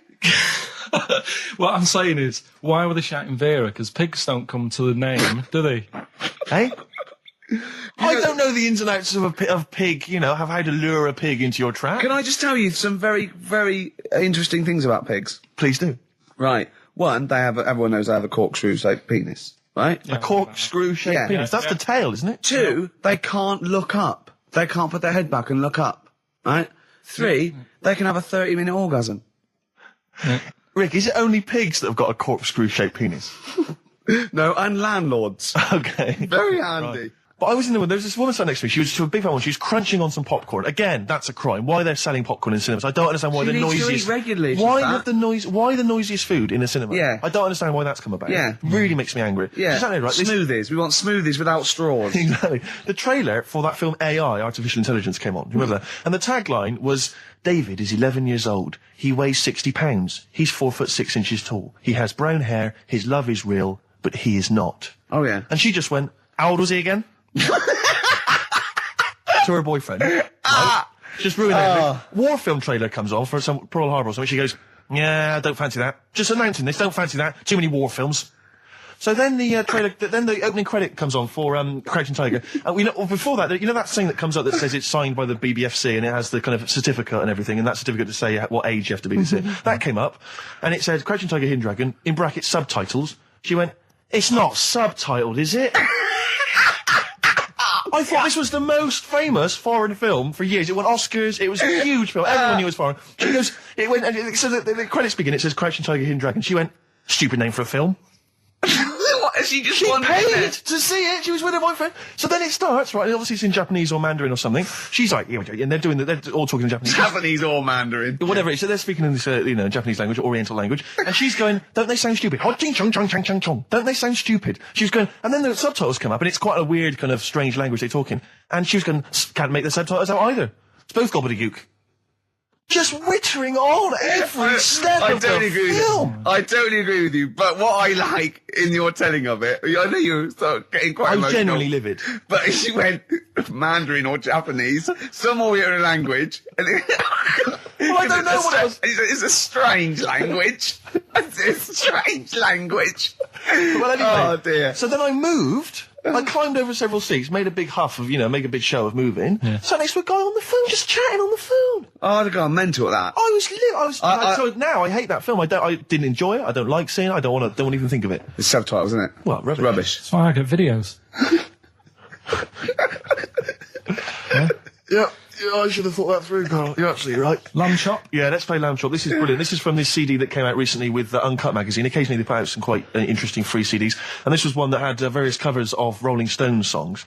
And a lot of them were, quite shoddy, but this was a brilliant, specially done, I think, for the CD. It's Lamb Chop doing a version of quite an obscure Rolling Stones song called Backstreet Girl. It's just beautiful. Let's hear it. Steve, you got any other toilet-related anecdotes? Rick, my life is just full of toilet trauma. Yeah. And Carl, you may not realise this, but a while back I used to host, this is bizarre, I used to host a radio show on the BBC World Service, right? Now, if you want someone who's the voice of integrity, the voice of intelligence, the voice of a nation, you're going to come to me. That's obvious. And I was broadcasting, so now they've got listeners of something like 50, 60 million people around the world. It's mental, the listenership of the World Service. And I used to host this show with someone It's a big place, Steve. The World? Yeah. You're absolutely right. And anyway, so I had to be into Bush House where they broadcast from 10 o'clock every Friday morning to broadcast around the world to 50 million people, right? And one week, I went to the toilet in my house, right? Everyone had left. I got there a bit late. I got up a bit late. Already against me. The clock was already against me. Had to be there at 10 o'clock, broadcast around the world. And we got two toilets in our house, downstairs one, right? And the door had already been a bit dodgy. It was one of those doors where you had to give it a bit of a kick as you went in. It was getting a bit tight. I don't know what the wood was expanding or something. I'm in there. And same thing again happens. No toilet paper. I think, oh, God, I'm going to have to somehow kind of make it up. Why don't you check first? I normally do, Rick. I normally do. It's just on certain occasions when I'm bleary-eyed or something, I forget. Or occasionally I forget. Normally I do check. Right. And you've got to bear in mind that it's not like this is happening every week. This is over the course of many years that Sure. these incidents have accumulated. So You've condensed them. for the two purposes of incidents. this anecdote. Sure. Yeah. Yes. And great. You're just brilliant. Keeping the pace up of an anecdote there, Rick. You've just drawn in. I don't know where I am now. Anyway, I know where I am. I'm trapped in a toilet with no toilet paper. Yeah. That's where I am. And I'm thinking maybe I peel off some of the wallpaper, things like that. But there's nothing I can do. I got to go upstairs. Newspaper. Well, exactly. But I have to go upstairs and find Toilet paper, was there any? There wasn't. There sadly. wasn't? Oh. I'll have to go upstairs and maybe find a notepad or something like that. And so I try the door, right? The door's wedged. I'm pulling on the door and I can't get the door open. It's just like it won't come open. And it's already, and I knew it was going to come to this at some point. Like, this is like, the clock's ticking. I'm trying to pull the door open, trousers around my ankles again. And I'm thinking, well, what I could do is I could open the window, I suppose, and like try and climb out. But not really, because I got the trousers around the ankles. And that's Or if it was raining, just stick your ass out, two birds with one stone. Sadly, it was a beautiful day, Rick. I call it the World Bee Day. And so what I'm thinking is, I got my mobile phone in there, luckily, because it's in my pocket. I'm thinking, well, maybe I can phone, I would seriously, Kleenex. maybe I'll phone the fire brigade. At this point, I mean, it just dried. No, it hadn't, it was... Hold on, was that little puppy not around? Because sometimes you can call that, it's got a little bit wrapped round it. Listen. Or This is just a use the serious puppy issue. itself. There's 50 million people around the world going to need Yeah. to hear my voice in like Yeah. 30 minutes. Exactly. And Where's Steve? He's not locked in a toilet again, is he? Exactly. Oh, no. So I'm thinking about phoning the fire brigade, and I'm thinking, Sure. like, if I do that, it's gonna be the first call that goes straight on the speakerphone. Yeah. For like the entire fire brigade service With everywhere. a butch hero carrying you down over his shoulders with your trousers around your ankles. Can I Exactly. just not pull him up? No, you've got to be taught a lesson. Yeah. But I imagine the idea of her phoning up and going, hello there, I'm trapped in a room in my house. Oh yeah, which one is it? Oh, I don't need to know. It's quite small. Is it? Yeah. It's not the toilet, is it? Because we don't want to come and rescue someone who's trapped in the toilet. Which service do you require? Paper? So I think I can't find the fire brigade, the clock's ticking. So then I think one of my housemates is still in the house, but still asleep. So I phone the house number. Right, phone rings and rings and rings for ages. And eventually he answers the phone, right? Gets out of bed, answers the phone, yeah. Hi, it's Steve. All right, what's wrong? What are you doing? Downstairs. What are you doing? All right, yeah. I didn't wait. I don't know. What are you doing? Just in the toilet. Downstairs in the toilet. Oh, yeah, what are you doing? Well, I've finished what I'm... Have you got any toilet paper? Any bog roll? Yeah. So he had to, kind of scrape together a few bits of paper, and sort of tinfoil or whatever he could find in the house. A cactus. Come down, oh, no. Pass it underneath the door, right? And then I said, can you move away from the door because I don't want you to hear me as I'm, wiping the... And so you he didn't say that? Yeah, well, I didn't want him to, that's embarrassing. Sorry, that's embarrassing. What were you wiping it with? Not tumbleweed. What do you mean? What noise? I know what you mean. Yeah. No, exactly. Right. So then I say, right, can you smash... Why was he hovering? Why didn't he want to walk away? Will you keep your... What was it? Outside with a glass to his ear? Yeah. Thankfully, there was a window in the door, but it was frosted glass. You could just see my semi-naked body moving around. And, so eventually I said to him, look, listen, I'm going to need you to sort of kick the door in. He said, well, I don't want to kick the door in because you're going to have to pay for it, aren't we? I go, yeah, but I got to go to the World Service. Well, yeah. And he was a lovely man. He's the weakest man you've ever come across. It's like if there's one person you don't want to have to throw their body weight against the door, it was him. He's like he'll snap before the door will. So he's smashing against This the door. sounds like a fetish to me, then. He went in there and there you were naked with lots of toilet paper. And you go, oh, you've broken the door down and there I am naked. Again. Oh, you've rumbled me, Rick. I wish I'd not told that embarrassing story on the radio. Like it wasn't embarrassing enough, you've just got to make it slightly more seedy. Oh, so did he get it down? He did it, yeah, and I got to the World Service with minutes to spare. Oh. And interestingly, I told that story to 50 million people around the world. You're joking. Yeah. Did they understand? I think so. I mean, is that a bit of a problem when you're on the World Service, like thinking of things that everyone can understand? Yes. Because you can't. It's a bit like when talking to you, Carl. Yeah, exactly, Carl. I think you're on thin ice there, worried about people understanding what you're saying. No, but you can't talk about stuff that's on the telly and that, because some people say, well, we haven't even got a telly here. Oh, yeah, you're listening to XFM 104.9.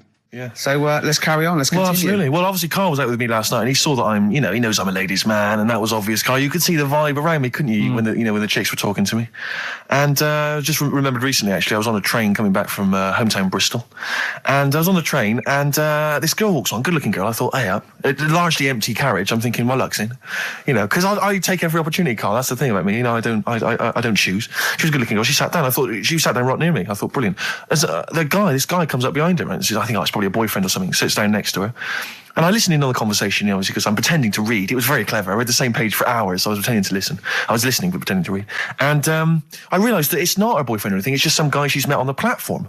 And I'm thinking, brilliant. If she's the kind of girl who's just going to start talking to someone, on a platform, on a train, brilliant, I'm going to be in here. Because he was only going one stop. So I'm thinking, what's the worst that can happen? He'll nick off, I'll get chatting to her, and who knows, I could join the... is there a train equivalent? Foot High Club. The Foot High Club, brilliant.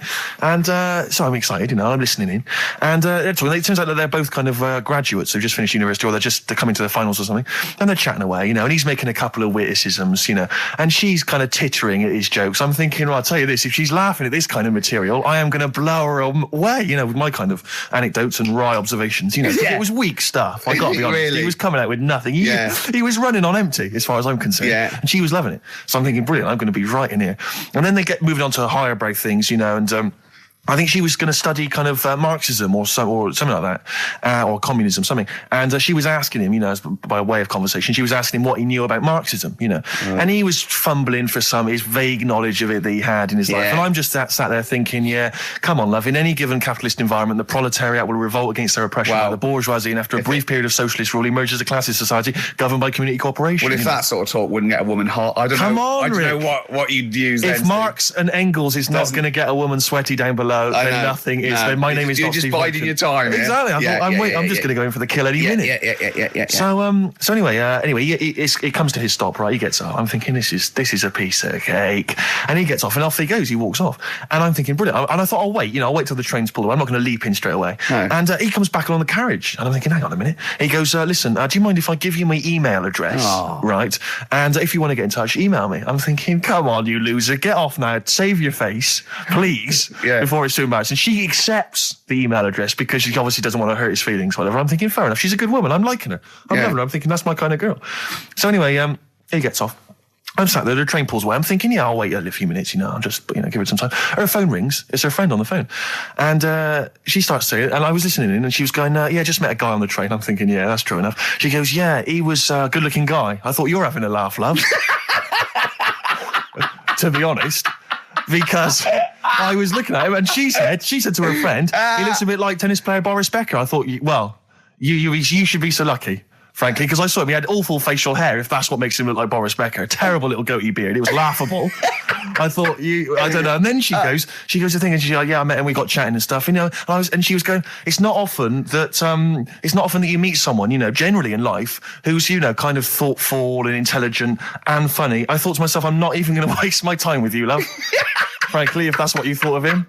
You just walked away. And I'll be honest with you, I didn't even bother talking to her. No, you were just didn't even above waste it. my time with her. If she thinks that bloke is not only great looking, but funny and intelligent, and she got on well, and he was polite, and it was a chance meeting, and he thought, and she thought that you were like a freaky looking dork who didn't even have the nerve to speak. That is what she thinks, then I don't want to know her. I couldn't. You walked away, and good luck to you. And I have my dignity intact. Yes, and she's nothing. Oh look, you're actually a little bit stressed today, aren't you? Because you had to drink last night, didn't you? I had a couple of drinks. Yeah. I was down at Steve's night. He was doing a bit of DJ. Yeah. Went down a storm. And that's why you're all grumpy. What? Do you hear what he just said? What? I was DJing last night, obviously that XFM evening. Yeah. Hour and a half. My friend and I split the time on the decks. Yeah. What was the word you just used? He went down a storm. We went down a storm. Right, 3 girls, I was walking to the toilets during my set. 3 girls went, you are a genius. Right? What's his name? Dane Bowers? Why? Zane Lowe? Because you played records in a certain order. Yes. Sorry, Rick, if you can't deal with that. Sorry if you're a little bit jealous, because this time you can't share the award. All right? Dear. But it was my credit this You time. can tell he hasn't been a DJ. Because it's not just about... It's not just about that. the songs you play, it's the way you play them. The way you play them, whether it's 33 or 45, very important. Yeah, But the point- leave your hand on Exactly. them as they're trying to go round. But so 3 girls there, charmed by me, they loved it. Yeah. Zane Lowe, XFM DJ and MTV presenter, probably one of the coolest blokes alive. He came up, gave us massive respect. He said, I'm loving your set. He actually used those words, right? There were people coming up, they couldn't believe their luck. It was roaring. We'd stick on a track, people would cheer as it came on, right? My particular favourite, Karl, I think you'll agree, my particular triumvirate, LL Cool J, Mama Said Knock You Out, leading straight into House of Pain, Jump Around, then straight into that current Elvis track that's been re-released, remixed by Junkie XL. I played the original, which I'd already played on XFM before. I'm already there, cutting edge. Yeah. Right? 3 old tracks, you mean? 3 old tracks. In a row? Yep. And I think the words that would best sum it up are, I kicked ass. Great. Rick. All right? Well, I'm going to be kicking some ass today. But Rick, I just need to mention something quickly to you. When did I last see you? I saw you yesterday, didn't I? Yeah. Because we went up to Edinburgh yesterday. We were very nicely invited to go and talk at the Edinburgh International Television Festival. It was quite a big deal. We went up there and we were interviewed. And Ricky chose to go on the train because it takes like 4 hours. Is it 4.5 hours or something on the train? Yeah. But it's quite leisurely. It's quite sort of gentlemanly thing to do. Yeah. I opted to go for the plane option and fly up there. More modern. Exactly. And they bankrolled that. They paid for it all. And that was all not very nice. And as I recall, when I last saw you, we got a cab, didn't we? And you asked if you could get the cab to drop you off at the train station. Yeah. And then it took me on to the airport. Yeah. Did I? Now that was before. The last time I saw you was before I got to the airport and missed my flight, wasn't it? Because I had to drop you off in the centre of town. Yeah. No, that was just before I had to pay £165 to upgrade to another ticket. How did you not tell me that in the last hour? £165, Ricky. I had to pay because we dropped you off at the train station. So, I mean, do you want to go halves on that, or what do you want? How do you want to deal with that? How do you want to sort that whole mess out? Why were you late? Why was I late? Because we dropped you off in the centre of Edinburgh, and do you know how hard it is to get out of Edinburgh in rush hour traffic? But it was only 3 minutes away, so you'd have missed it anyway. No, because if we'd gone the other direction, it would have been 20 minutes. It took me like an hour to get to the airport. And I got there, and the plane had already left, and the cabbie was just laughing. He was saying, we're never going to make it. He goes, you were a religious man, you better start praying. I thought he was being facetious. He was absolutely right. £165. But hold on, why didn't he tell you that when he picked up at Well, it makes you wonder. 4:15? It makes you wonder. So obviously, I'm a little bit annoyed. Because, you know, I'm not a man who likes to sort of spend unnecessarily. But wait, this is not my fault, because you were there when we made that decision. I didn't impose this on you. We both decided that might be... It's both our fault. I mean, it's no one's fault. It's both our fault. That's fair. That's all I wanted to hear. It's both our fault. Therefore, it's both our financial obligation. No. £165, just split that in half. Write a cheque, Rick. Write a cheque. It's fine. I trust you. You know. Phone in. I think everyone. This is. You're clearly obvious. irresponsible. No, of course I'm not. If you share a cab and then one person's lucky enough to not be late and one person is unlucky enough, and that's what it is, bad luck. I don't think you share the obligation. But Phone it's a moral dilemma, this, isn't it? But it's more than that, though, isn't it? Because let's be honest. Even if you had known that I was going to get there late, you'd have wanted me to hang around just so you weren't left around waiting for a train on your own. No, because I got there... you get bored sitting there. So you'd have wanted me to at least got in that cab. I got there way too early. I actually got there I was there about 30 minutes early. early. You made it fine then. That was exactly. So I mean, I sacrificed me hanging around for half an hour so you could get it at 4:15. And the other thing is this: you were going to get it at 4:15 anyway. Yeah, but I would, if I'd gone the other direction and not dropped you off in the centre, I would have been there in time. Would we? Well, is that yes. true? Wow. Only God knows. Well, and the cabbie. What I mentioned it to. So, I'll tell you what will cheer you up. I'll tell you what's better than 80 quid. I'll tell you what's better than, shall I? Go on. Music. What, are you paying the whole 165? Listen. Yeah. What about, are you a fan of any of the great English operas? Like, The Pirates of Penzance? Yeah. Gilbert and Sullivan. To me, Gilbert and Sullivan were like probably their day equivalent of like Richard Stilgoe getting together with Tony Slattery. And then 100 years later people go, it's brilliant. It is like, they might as well, I don't know, make any episode of Whose Line Is It Anyway? Right, yeah. Into an opera, and in 200 years' time we're going, that's genius. Yeah. Listen to this one, look, this is Party Quirks. Yeah, Amdram Society staging Worst Step. Because I was in the Pirates of Penzance once in an amateur production. You used to like Whose Line Is It Anyway? I did, that was Although I did watch it when it first came on Channel 4 about 15, 20 years ago. But we did the Pirates of Penzance when I was in an amateur dramatic society in Bristol, the Bristol Operatic Society, Light Operatic Society. I don't know why I was involved, because I can't sing. My audition, I thought, this is how desperate they were for blokes. I swear to God, right, I can't sing, you know. Well, you? Yeah, all right, calm down. And I went in and they said, "What are you going to sing?" I went, "Well, I want to surprise you." They said, "Do you want a piano accompaniment?" I said, "No, I don't think so." I went to the back. I swear to God, I went to the back of the room and I just sang. Thumbelina, Thumbelina, tiny little thing. Thumbelina dance, Thumbelina sing. Thumbelina, what's the difference if you're very small? 'Cause when your heart is full of love, you're 6 feet tall. I just did that. And they just looked at me like I was the weirdest freak they'd ever had. Immediately put me in the chorus, because that was how desperate they were for blokes. We staged it, we rehearsed it. I couldn't remember the lyrics. Thank God you were doing Thumbelina. Yeah. Oh, but dear. I couldn't remember the lyrics. What was it for? Was it Gilbert and Sullivan? It was the Pirates of Penzance. Oh. There weren't enough blokes, right? So we had to double up.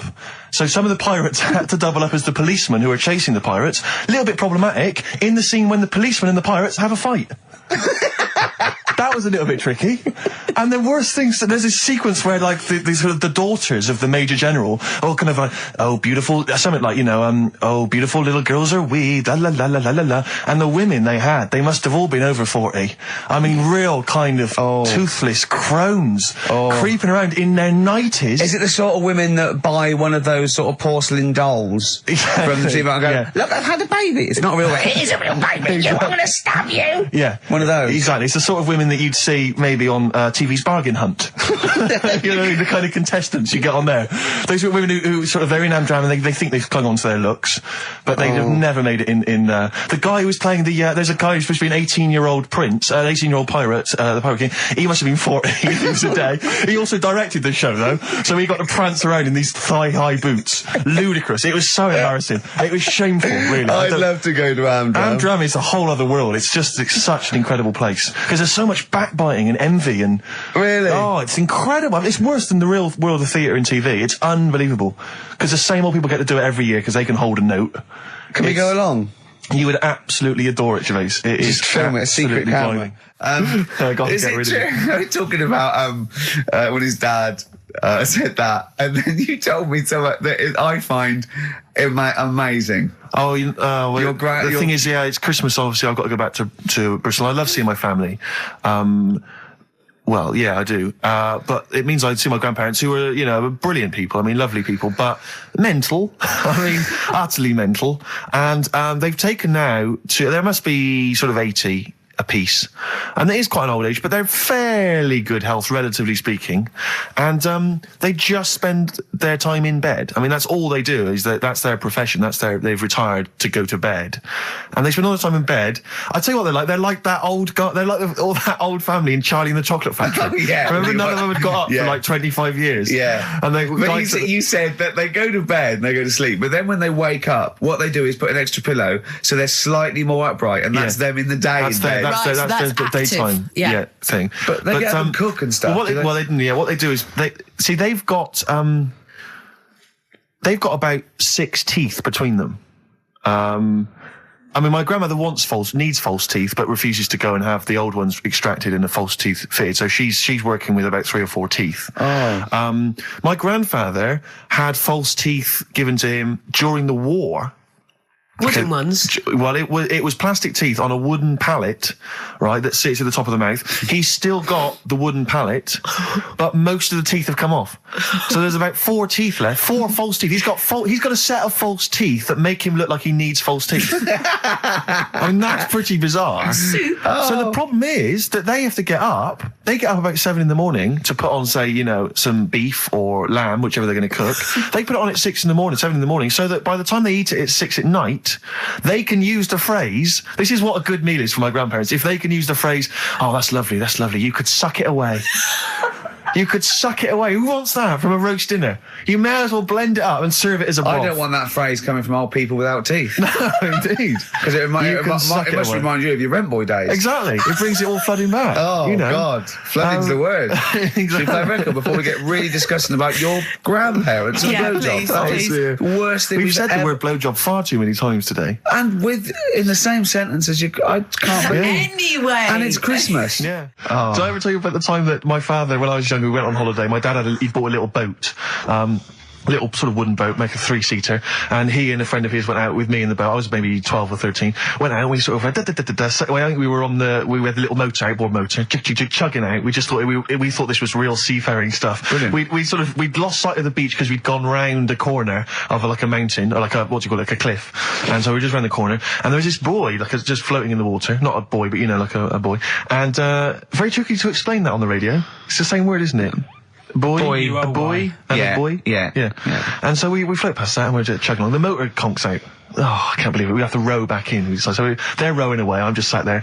And we noticed that every time we sort of think we've got past this boy, it just seems to be back where it started again. And we realised that the tide is taking us but not taking us out, taking us towards these rocks. And we've just got ravaged rocks. And we were a bit pretty scared because I can't swim very well. Or I couldn't at the time.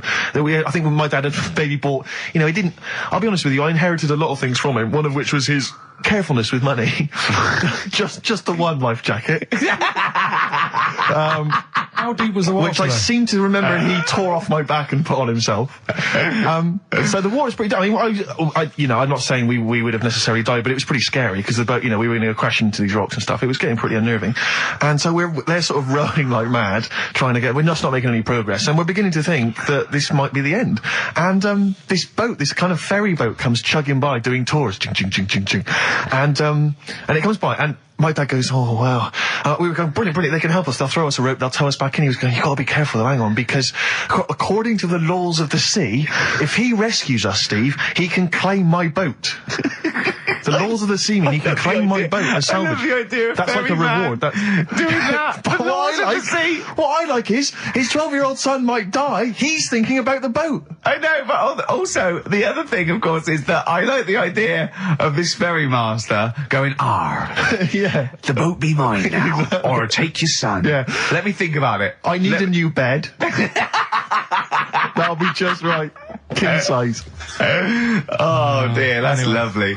But, because when I was younger, I remember being outside a post office once when I was about 10 or 12 and finding a purse and thinking, oh, that's nice. And opening it up, there was some money in there and a pension book, and so it was obviously an old lady. I found an address, I sent it to her, and my mum said, you know, you've been so good there, you'll probably get a little reward. She'll probably send you a little reward. Nothing. I got maybe a thank you note, but no cash, no moolah, nothing. Really? And I was livid, because I'd been told that I was going to get a reward. I thought I've been a good Samaritan, nothing. So, many moons later, when I was at university, I learnt from that, and this is the most bizarre thing. This explains a lot, doesn't it, Carl? This is like the Mary Celeste. I went to a cash point to I thought, I can't get my card in here. And I realised there was already somebody's card in the machine. They put the code in, but then they just disappeared. They'd been kidnapped or something. So it was just there, waiting, sitting. It said, what do you want to do? And it gave you a number of options. I thought, interesting. Steal or go to heaven? Yeah, exactly. You went, oh dear. Yeah. Well, I pressed balance, just to check what their bank balance was. Unbelievable. It was a considerable sum of money. I'm not going to lie to you. It was not typical student debt. It was like, I think they were a foreign student. There was a lot of cash in there. A lot of money. Did you feel a slight bulge in your trousers when you saw the amount of money? I couldn't believe my luck. I thought to myself, now then, I could just take that card out and hand it in, or I could teach them a small lesson. Right. And maybe give myself a reward, because last time I did that, I didn't get a reward. So if I give myself £30, then I'll take the card out. 30? Give myself 30. You didn't really? Well, I thought that's a good reward. And I went in, I handed the card in, I took that. Steve, and that's a little reward for me. And I'll tell you this, don't think it's evil, because I went in and I bought everyone a drink. Well, brilliant. Yeah, I didn't tell them I got the money free. Well done. Excellent.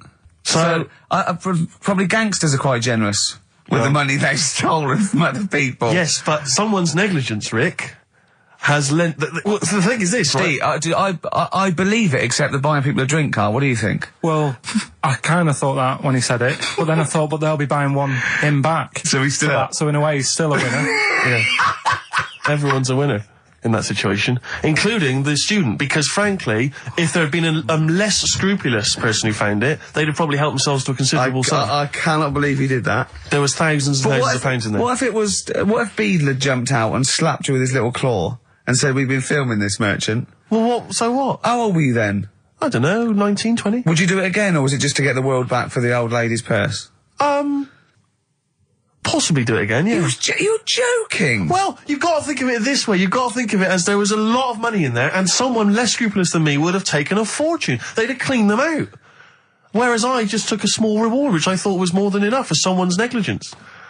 And I've returned the card. They've got the card back. Everything's fine. Think of someone else. I could have gone on a spending spree. I could have been buying stuff, all sorts. Yeah, but it wasn't yours at all. Yes, but they probably would have given me a reward.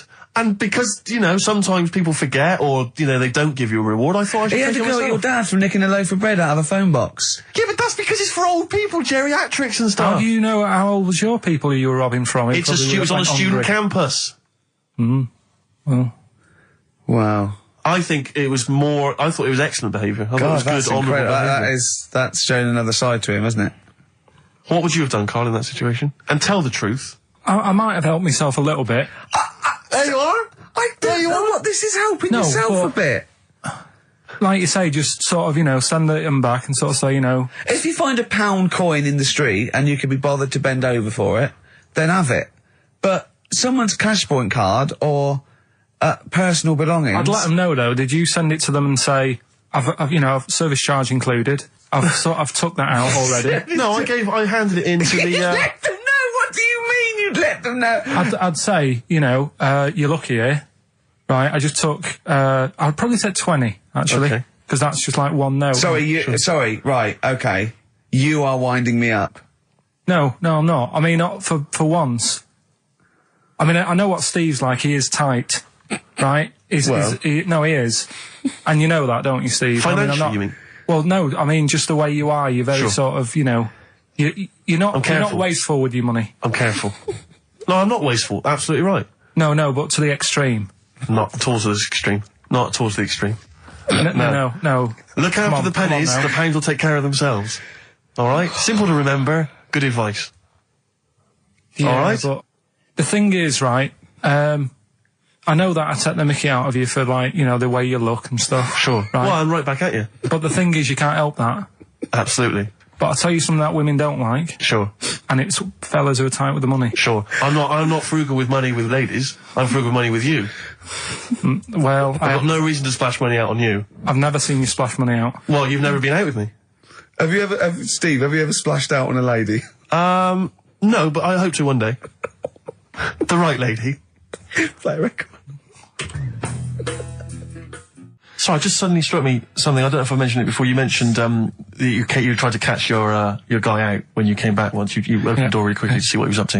Did I ever tell you when I was at university? Now, I'm very tall and I've got enormous feet.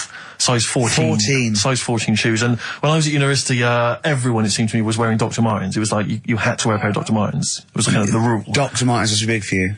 Yeah, so that's a big pair of Dr. Martens. That's where the myth of the old woman who lived in a shoe, I think, I came know. from. People with my size shoes. Anyway, I just literally kind of moved to university. I'd been there for like literally a couple of months. And obviously in that first period, you're quite keen to kind of, you know, reinvent yourself, strike yourself, try and give an impression of perhaps being quite sophisticated, worldly, cool, all those things that, you've left behind all your childhood friends. So you're trying to, develop something. But you didn't new bother, persona. you didn't? What, sorry? You didn't bother? No, I was working hard on it, and I was kind of, I was doing alright, and I had a tie-dye shirt, I was looking good. And, so I was trying, working hard to try and seem kind of cool and, not freakish. And, I came back from studies once, and I came in, and there was a little old cleaning lady that kind of would always come in every day and clean up our halls of residence. And I came back, and my door of my room was open, and there was like a little huddle of people just peering in, right? And I thought, this is odd, that my door's open and I'm not in there, and there's people staring in the door. And I looked in, and the little cleaning lady had my Dr. Martens on and was clumping around, Making them all laugh. making them all laugh, doing an impression of me. That's amazing. Imagine that. Imagine the the psychological scars that has. I know that she's more popular than you. Yeah, exactly. And they go, come on, Maud, let's go to the JCR. Exactly. And they carry her down. They go, drink. And she goes to, Steve, you better have that spotless by the time I come back. You go, all right, I will. All right. But what I like is the fact that I'm sure that's not part of the cleaner's code. The cleaner's code is you don't have the keys to everyone's room so you can go through their belongings and play practical jokes. I mean, surely it's a kind of, there's a trust. She must have looked like a wall bracket with that. I went bowling with him once the first time, and we went bowling at this place. Where was it? I mean, Finsbury Park. And I'd never been before. And he goes, "You got to wear special shoes." I went, "All right." He went, so. He goes, "Have you got size 14?" And she went, "Yeah, I've got one pair." And she put them on the table, and they look like crusty. Honestly, honestly, it looked like. It was. I just started laughing because they're so long and thin anyway, and they're multicoloured, aren't they? They're two colours, and it looked like Krusty the Clown's feet. And then this teacher went, all right, 14. That is big, isn't it? It's a huge size shoe. You're right. Yeah, And it was just the one cleaner in them. just the one. Sadly. She did have loads of kids eventually and brought them up in there. I wanted to buy a laptop computer, and everyone said, go up Tottenham Court Road, and I was reading like magazines and stuff, they were saying haggle, make sure you haggle, make sure you're planning to haggle, get the best deal you can. And I found a shop which was selling the computer I wanted, and I went in there, and I had this whole plan in my mind of what was going to happen. He was going to say, like, it's worth this. I'm going to go, well, look, I can get it cheaper here, I want to buy it from you, I'm going to haggle, and off I went. So I went in the shop, and I said, yeah, looking for this, interested in this Toshiba. How much is it? He went, oh, it's 1,500 quid. I went, sure. Okay. I said, I'll give you 1,300. He went, it's 1,500. And I said, sure, but I'm willing to give you 1,300. He went, 1,500. And I was done already because he hadn't even begun to haggle. And I was assuming he'd at least go 1,400 and we could start, but nothing. So now I was screwed. My whole plan went out the window. Yeah. What did you do? Just leave? No, I said to him, the thing is, I can get this computer cheaper down the road, but, I like what you're providing here, I like your service. I've had good stuff about you. And it was amazing. I said, I've heard good stuff about you. And he went, I said, seriously, I can walk down the street, I can buy it there for cheap, for like 1,400. And he went, well, see you later then. And I was like, right. So I walked out the place. I said, well, I'm going to have to leave then. And I walked out the place, and of course I wanted to get it from there because it was still the cheapest, so I had to walk back in again. I went, yeah. I've just had some second thoughts. Listen, I'll tell you what, I'll pay the 1,500. Can I get a free carry case? He went, the carry case is free anyway. I said, I'll take it. The carry case is free I got anyway. nothing. No, but how much would you charge for that if it was on sale? Carry case a tenner. Well, let's just say it is a tenner. Give it to me for free. And he went, no, it's a tenner. And you went, well, you said it was free a minute. Yeah. Oh, it's just pathetic. That's lovely. It's having to walk out making a big statement and then come back in again. Oh. Since you've been gone on Rainbow, since we've been gone, Steve, what's been going on, mate? Well, so much has happened, hasn't it, in the world? Politics and stuff. There's been an election and the like. I'm Ricky Gervais, with me Steve Merchant, and our producer, I say producer, Karl Pilkington. All right. Yeah, very good. We've been away for a while. I think the last show we did was January 2004. Yeah. And nothing's changed. Nothing's changed whatsoever. Nothing's been mended. I'm pretty sure I threw that away in the bin before I left. Yeah, there are some of your old bacon rinds from that sandwich. yeah. The spare ribs on the floor. Yeah, nothing's changed at all. Oh, no, that's not true. The listenership has changed. It went down slightly, didn't it, on the last radio show? Well, I don't know. I don't know. Is that what happened? Did it go down slightly, Carl? A little bit, I think. I don't think XFM gets new listeners because I think what happens is, because the reason it goes down just very slightly each time is that their old listeners die. Yeah. Definitely. Old Cure fans dying of... Yeah, smack addictions. Gout. Yeah. But anyway, I haven't listened to this station for a year and a half, so that's increased by 1, which is probably quite a high percentage. Exactly. I suppose that my question, to you, Rick, would be, why now? Why have you come back now? I was a bit bored of sitting at home. Okay. Yeah. Because we're just here for 6 weeks. 6 weeks. Well, we're standing in for Adam and Joe, aren't we? Yeah. Yeah. How the tables have turned. I remember when they were standing in for us, but... Yeah. I don't know. But the only reason I'm here is because my housekeeper cleans between 1 and 3. Oh, right, that's a good idea. So I just got to get out of the house. And, Are they listening to XFM? Well, no, she doesn't speak English. I'm not made of money, Rick. Okay. If I can help out, a young immigrant lady, then I will do. And there are so many things I can do for her in so many ways.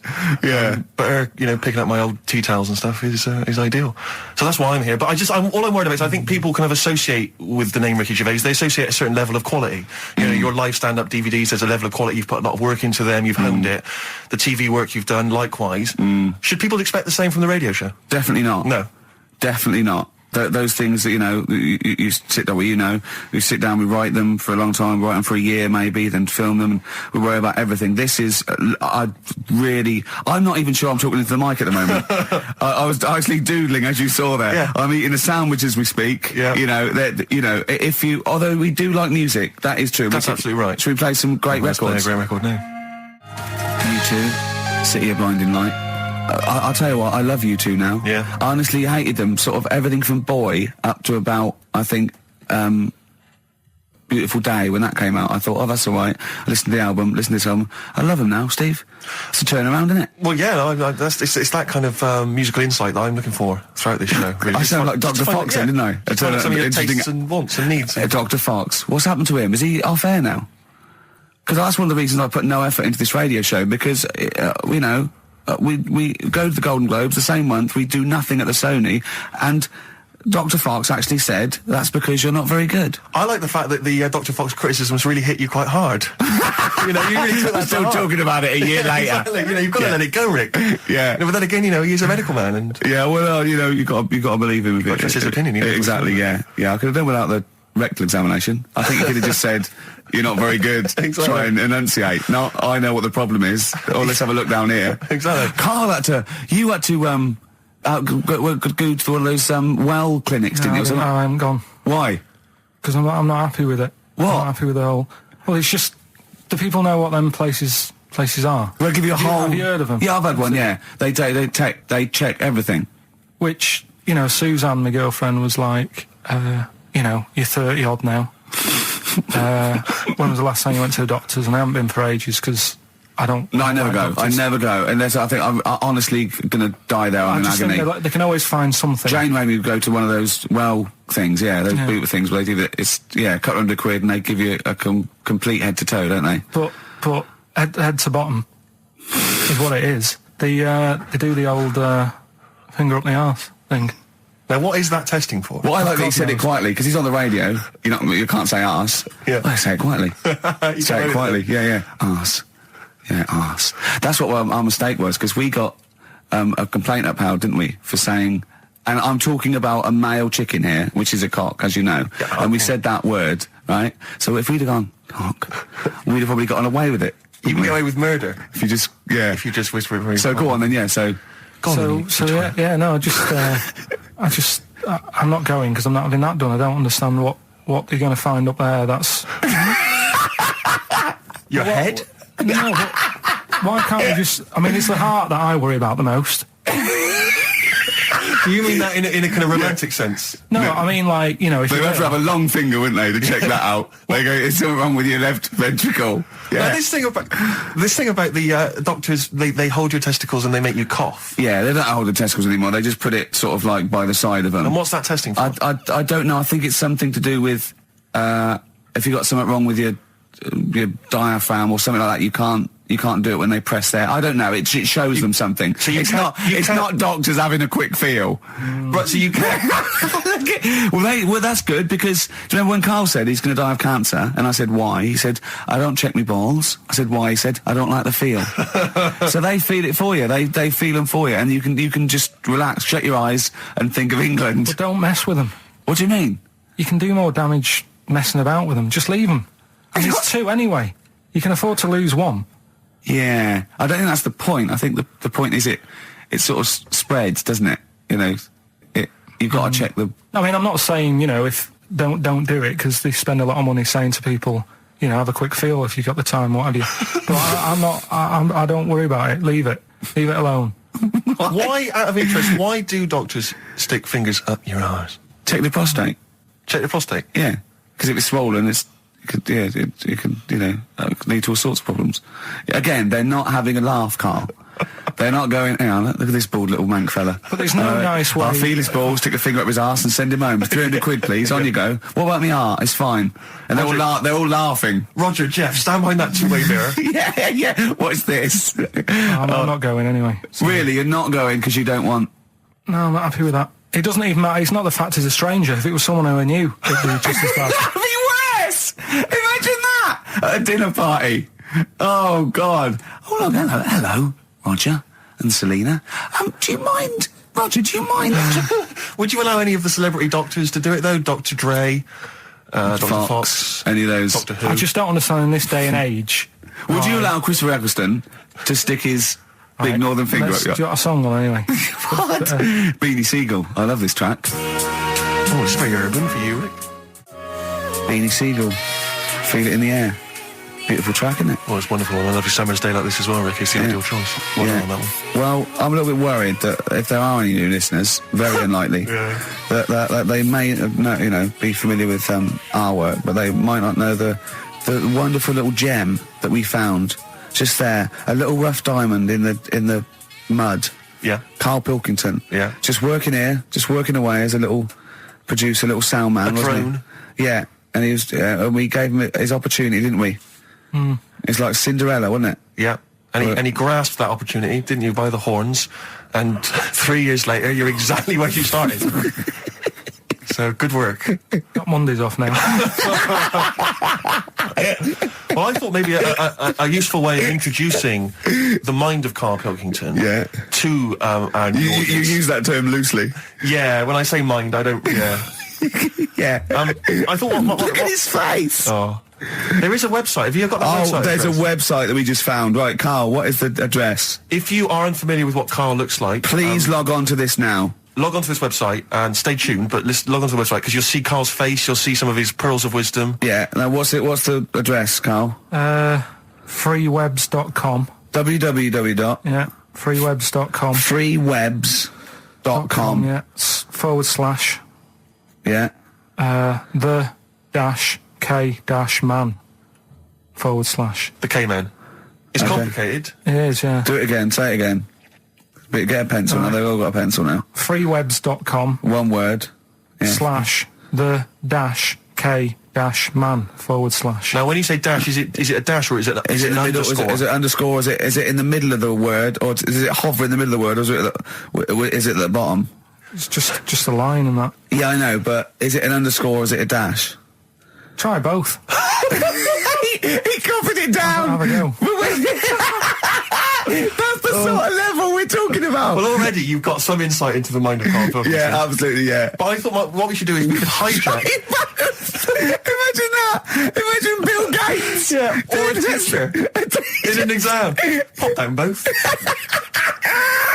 Multiple choice. Yeah. Yeah. Right, okay. But anyway, yeah, if you're a reader of the Weekend Guardian, you'll know there's this thing called the Q&A, which they give to celebrities and thinkers and the like. And basically it's a series of questions they pose to people each week, and it's the same questions, and it gives a little insight into people's minds, the way they think.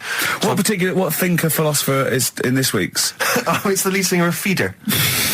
So, you're in good company, Karl. No, I like Feeder. No, fine. I love Feeder. So, Karl, I'm just going to fire a couple of these questions at you. We'll maybe drop them in throughout the course of the show, just to try and get a sense of who you are. So, here's the first question. All right, you got your thinking head on? Go on. Wurzel. What is your idea of perfect happiness? What, for me, or... Already? No, Ronnie Corbett. No, but what do you mean, like, what will make me happy, or for everyone to be happy? No, what would make you happy? Maybe that's the answer. Your idea of perfect happiness is everyone being happy. I don't know. What would make you totally Unlikely, happy? I imagine it's a 24-hour monkey channel on, like, the Sky. Yeah. Okay, go on. A What's your idea never-ending of perfect popsicle. happiness? Right, go on. I don't think I've had it yet where I'm, like, really, really happy with anything. Karl, I've never seen you really happy, no. No, but... When have you been at your happiest? Probably, I like sort of fish fingers, potato cakes and beans for tea. Yeah. And You're not, yeah. Right, well, let's move on. We'll come back to that one. Let's move on. I don't think you're aiming high enough for, Well, what would your answer be for that? When are you happy? What would make you happy? I wouldn't have I'd have fish fingers, but I probably wouldn't have the potato cakes. Yeah. I'd have fish fingers and beans. See, I'm not a huge fan of the beans. Really? So your idea of perfect happiness is probably just fish fingers, is Just it? the fish fingers. Okay, good. All right, second question. What is your greatest fear, Karl? Going to the doctors. I don't want So presumably ill health and mortality. That's how you do it, you just the see. doctors. No, I don't. Any particular doctor? I don't want to live forever either. No, I just want to no. live innings. I just want to get to about 80, 83, 84. Specific. So specific. Yeah, okay. Which living person do you most admire?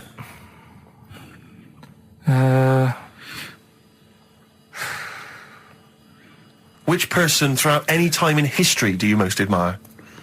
Winston Churchill's pretty good. You like Yeah, him? it's very good. Why? Good answer. Because if it wasn't for him, we'd be talking German. I'm not that good at that. So. He's not that good at that. I love that even if the Nazis won, right, in 1945, and we'd be now speaking German, he still wouldn't be that good at it.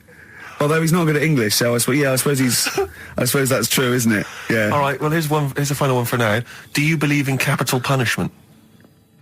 That's not hitting Dr. Fox over the head with a stick. Depends what for, doesn't it? Go on. Oh, if it's something bad. And Well, I assume it would be. they don't kill people now for parking illegally. but what sort of thing are you talking about? What sort of punishment? Capital punishment. Yeah, I know, but what is that? What are you talking about? Well, guillotine, hanging. Hanging's a bit bad. Yeah. Can be fatal, can't it? What do you mean hanging's a bit bad? It's just It's not- all bad. Why should the state kill someone? because prisons are getting a bit busy, aren't they? Brilliant. Okay. Just what's the point in keeping them, people around? What's the point in killing them? Just because it's like, right, that's that done. Who's next? Do you know what I mean? What can you do with someone if they're mental? Employ him on a radio show. Yeah. Play a Right, record, next Karl. question. Play a record. We'll Okay. come back to the questions. What do you want? What have you got in here? Rick, I know you're a massive fan of the Thorns. Yeah, love but maybe them. you're less familiar with the different elements of the Thorns' solo work. No, It's a track no. from Matthew Sweet. Oh, yeah.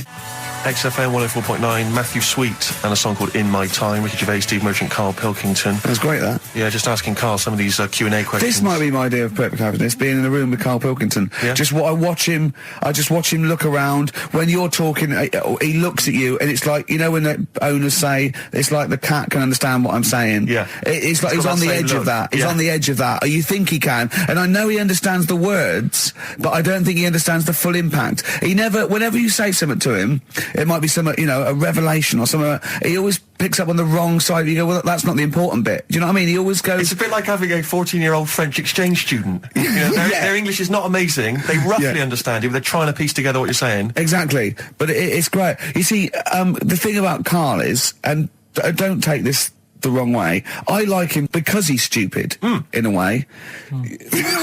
No, I'm not being funny, but do you know what I mean? But even though I think he is considered stupid, some of the things he says, I think borders on I don't know what the PC term is, the retarded. Do you know what I mean, Yeah. Karl? Anything in particular you're thinking of, though, Rick, when you think of... Well, he was talking to me the other day because I'm trying to write a show called Science, and he's sort of going to help me out with some of the research, and I want him to do something on the DVD for it, right? And he was talking about it, and he was talking about he says in the future they reckon we'll be able to soon. He said they'll be able to take us into space, and it's going to cost us £150,000. He said, what's the point? There's nothing up there. He said when they went up there, right? He said when Louis Armstrong went. In 1966, right? He said it was nothing there. So there was him, a fella called Buzz. There was a third bloke that didn't even get out of the spaceship. He said he went all that way. He didn't get out to stretch his legs. How good can it be? Forget it. That's him summing up space exploration. Don't you agree with that? What's the point in going up there? Because you're Are we expanding... talking about the finger in the arse again here, or space? Oh, what is the point in going Because you're to... expanding, you know, human endeavour, aren't you, and the human understanding of the world and the universe. It's like, what else are we going to do as a civilization, as a people, if we're not constantly searching and, you know, and reaching out into the far distance? But there's nothing there, then. I know some people you grew up with that haven't left their street, but that's not everyone. But what is it? What do you mean there's nothing there? What has got to be there for it to be a worthwhile? Like, Just something. What, I mean, like, to be honest... What would you I be don't happy think- with finding out on the Blockbuster moon? video? Just something. I don't think they looked hard enough anyway when they got there, because they seemed to get out, have a bit of a dance about, and then they came straight back. And I sort of think, you know, did they look properly? It's not a day trip, is it? But what I But mean they is... took that car out there, didn't they, and drove around a bit? Yeah, but only a little bit. What I mean is, say if an alien landed in Africa, there's not much there, so they'd go... What do you mean there's not much back. there? Well, it's a bit barren, isn't it? Well, Africa, just in general. Well, so anywhere like that, desert or whatever, what I'm saying is, have a good look round. Probably where all life came from, and probably 500,000 species of I animals just live think there. buildings and that and stuff. Oh, buildings. Well, just stuff. Yeah. I mean, did they look properly? Or did they just land, get out, go, oh, bit dusty, whatever, right, let's go back? I just think it's a bit pointless. Especially when we haven't done everything there is to do here. Go on. Well, I don't know, but I'm sure there is stuff that needs sorting out. Well, I know the place that there's no medical man has been in this room. Yeah. There's definitely an unexplored cavern. Sitting right in front. Right, all right, Steve, would you go to the moon if someone said there's a space? He doesn't march at a concert because he's scared his glasses to fall off. Of course he wouldn't go to the moon. They'd spin him round in training, his glasses would come off, and that'll be it. He'd feel sick. My worry is I'm not sure I'd have to, because would I be able to wear them under the helmet? Imagine him! Like I went paintballing once, and I had to wear the glasses underneath the mask, and of course it was a bit hot weather. It was awful. It was steamed up in there. It's terrible. I couldn't see anything. I got shot straight away. I was out of the game. It was pointless. You know, it cost me like £8. You don't have to be that fit anyway, do you? You're only sort of sat there. Well, not well, yeah, but what are you talking about? Think of G-force alone and weightlessness. Of course, you've got to be what? I think when you said think of G-force, he thought of G4. The follow-up winners in Pop Idol. I could see it as his eyes glazed over. A couple more quick questions for you, Karl, just to try and get inside your mind. What is your greatest regret? Probably I didn't do that well at school, did I? So I'm trying to like learn stuff now. Yeah. But not mentally, but no. He reckons he's learnt more in the last 3 months than he ever has in the rest of his life, reading a couple of science books I gave him. Well, that's impressive. We'll test you on that later on. Yeah. What keeps you awake at night? Well, I live in sort of central London, don't I? So it's Brilliant. noisy. Traffic and that. I think they were thinking more. Sort of More, but philosophically, what but- fears have you got? What worries do you ponder the expansion of the universe? Do you worry I don't think about there's any your... point. There's no point, is there? 'Cause there's nothing I can do about it. So what, with you, it's the little Chinese fellow across the road? Just stuff that I've got to sort out. You know, any bills or anything. I don't worry about the world ending or anything. What's the point in that? It's true. That is I true. can't do anything about it. I always think that people with more sort of intelligence have the world on their shoulders because they're worrying about stuff that's miles away, whereas I'm like, you know, I'm happy if the sun's out, it's like, oh, it's a nice day. Yeah. I don't What is worry it? about wars and stuff going on because there's nothing I can do. What would you do if there was a war that maybe there was... What, here? Yeah. Go on holiday. Play a record, Carl. The Who.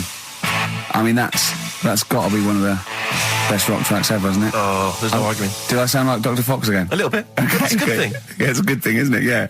We're going to get a Sony award this year. Carl, how are you doing? Yeah, I'm alright, yeah. Yeah?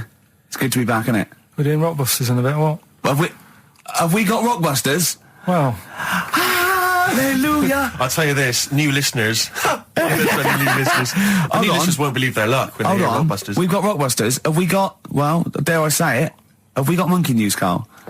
well, I've been away, haven't I? So I've sort of got a few things that I've read about roughly, Yeah. but I don't know the full ins and outs. You're joking, because usually you do your research quite well, don't you, when you get off Anna Nova and read the top line. So what are you saying, though? Are you saying that it's kind of monkey news? But we might have time to do something later. Well, we've got to have him. I love it when he teases us with his monkey news. We've had emails about that website address. Oh, yeah.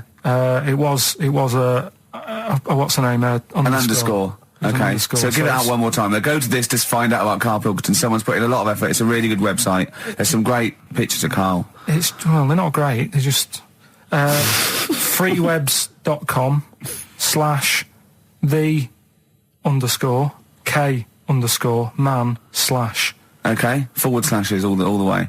Yeah. Except Yeah. the underscores. It's the underscores, yeah. This is interminable. Isn't it interminable giving out email addresses? I know, yeah. Rubbish. It's so boring. No, yeah. Oh dear. Is he enjoying the show? It just says, I love spending 2 hours on a Saturday listening about fingers of arses, doctors squeezing testicles and making you cough. Have you got any news on the hairy Chinese kid? So, Well, when you say it like that, some of the stuff we got does sound a little bit of, drivel. Well, sometimes. yeah. Carl was worried about swearing because we were talking about finger arse and that. He's generally worried, and I don't have a problem with swearing. Although I understand why you can't say certain words on radio. It might be offensive. People aren't listening. I mean, the F word, the C word, and all those. But when they bleep it out in a record, they bleep out the vowel. So in the F word, they bleep out the U, so it goes beep. Right? What? So they go, it's not offensive. I didn't hear the vowel. Presumably, yeah. So if you change the vowel, it's not. Do you know what I mean? So in the C word, could I say? Could I talk about the philosopher Immanuel Kant? Well, you can talk about Immanuel Kant because he's one of the great thinkers of all time. So Kant is not an offensive word because the vowel's different, okay, is it? leave it then. No, do you know what I mean? Though Well, I don't see but- how it can be offensive. you can't. It can't be. it Can can't it? be. He's a thinker. He's a philosopher. His name is Kant. That is his actual Right, name. yeah. I think it comes from a long line of Kants. From what I can, he hasn't changed his name. I think his father, his grandfather. Yeah, they're all. the German people. Oh, that's Germany is, I assume, full of Kants. Well, I mean, yeah. Yeah. What? Well, what else? So you can change the vowel. So could I say? Probably not. What if I changed 2 words? What if I said cump? C-U-M-P. Now that's not offensive at all, is it? That can't be offensive. So I could say you fucking cump. Yeah. Right. Okay. I need a schnit. That would be fun. Wonka, Willy Wonka. Yeah. No, that's a Absolutely. good one. Willy Wonka. Yeah. You got. Although Willy is Willy offensive? Could you say Willy? It's tricky. Willy Wonka, and his Willy Wonka and his fucking cumps. Yeah. That'll be fine. That'll be wouldn't it? absolutely fine. Is that all right then, Carl? Any other questions or anything, Steve? Well, it's not so much a question, but it's something that I think might be of interest to you, Carl. I was reading about this in the paper, and I know how fascinated you are by people of the Japanese persuasion. 2 elderly men found on a remote island are believed to be Japanese soldiers in hiding since 1945, desperate to go home. diplomats from Tokyo are investigating the claims of these men who are 87 and 83. What? What are you thinking there? Well, no, go on. I know what you're thinking. Go on. Say what you're thinking. I'll be that old, though. Why? Why? Say why. I don't want to. Just leave it. Carl's got a theory. Well, I mean, I don't think this is fine. I'd say that Carl's views don't reflect the views of XFM, right? Carl's got a theory that Oriental people don't age well. Sure. Let Carl. But that annoys me the way. Yeah, but I think people probably agree with me. But for some reason, the first time I said that, I wasn't even worried about it. But now, because of reaction of people, I don't understand. I don't know why I can't say that. What's your theory? Explain your theory in a nutshell. Just like you don't see a sort of a 33-year-old Chinese person. No, but at the same time... What do you mean you don't see a 33-year-old I'm not having a go. At the same time, you don't see that many fat ones either. So, in a way, that's good news. Nobody would be upset about that. But what do you mean? But your news isn't bad news, because it's not true. But wait a minute, stop.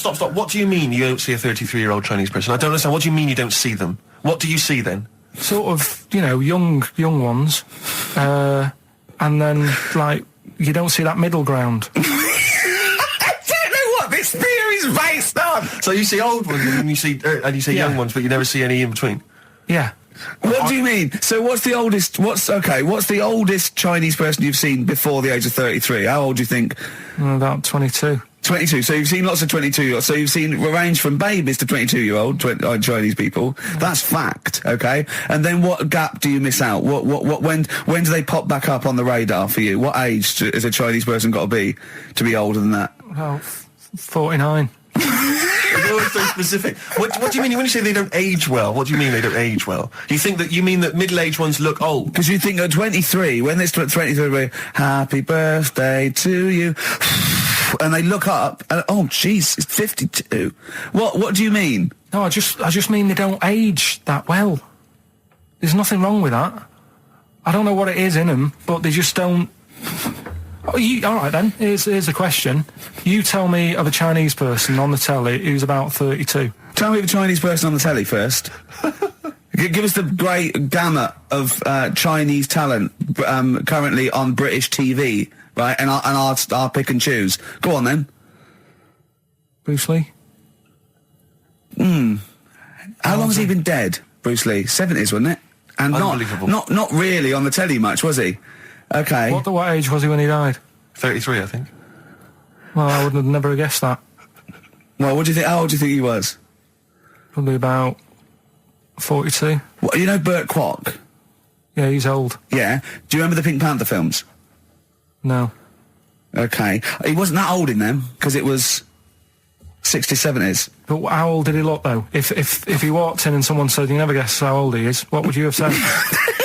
Right then, there's my point then. There's my point. I have to say, I've been listening to you two talk, and I like the idea that there's people who've been waiting 18 months for some of this. for the Kant discussion, the Orientals. Do you know what I think? I think Kant, as a philosopher, is very popular in Essex, because I hear him saying his name all the time whenever I go through. What? They're all shouting this and that. Kings of Leon on XFM. Carl. Gervais, Steve Merchant, Karl Pilkington. Carl, dead air. Oh, I'm just looking at it now. Yeah, but that's no good on radio. You can't just look at something. You got to talk. Is he even more backward than I remember? I don't know. It's just that someone's emailed in. Yeah, so you got to tell the listeners that. I'm telling them now. I'm doing it. Someone's emailed in from Tokyo saying that he's getting married in a few months to a Japanese woman. She's 27. Just want to know how long I've got so she starts looking old. Well, how long do you reckon, according to your theory? About 27. Probably about 4 years. About 4 years and that. So... What would you advise him, to get out now, or...? Well, have some good sort of wedding pictures done and that. Carl! Carl! It's not true! The theory's not true! Well, we'll see, won't we?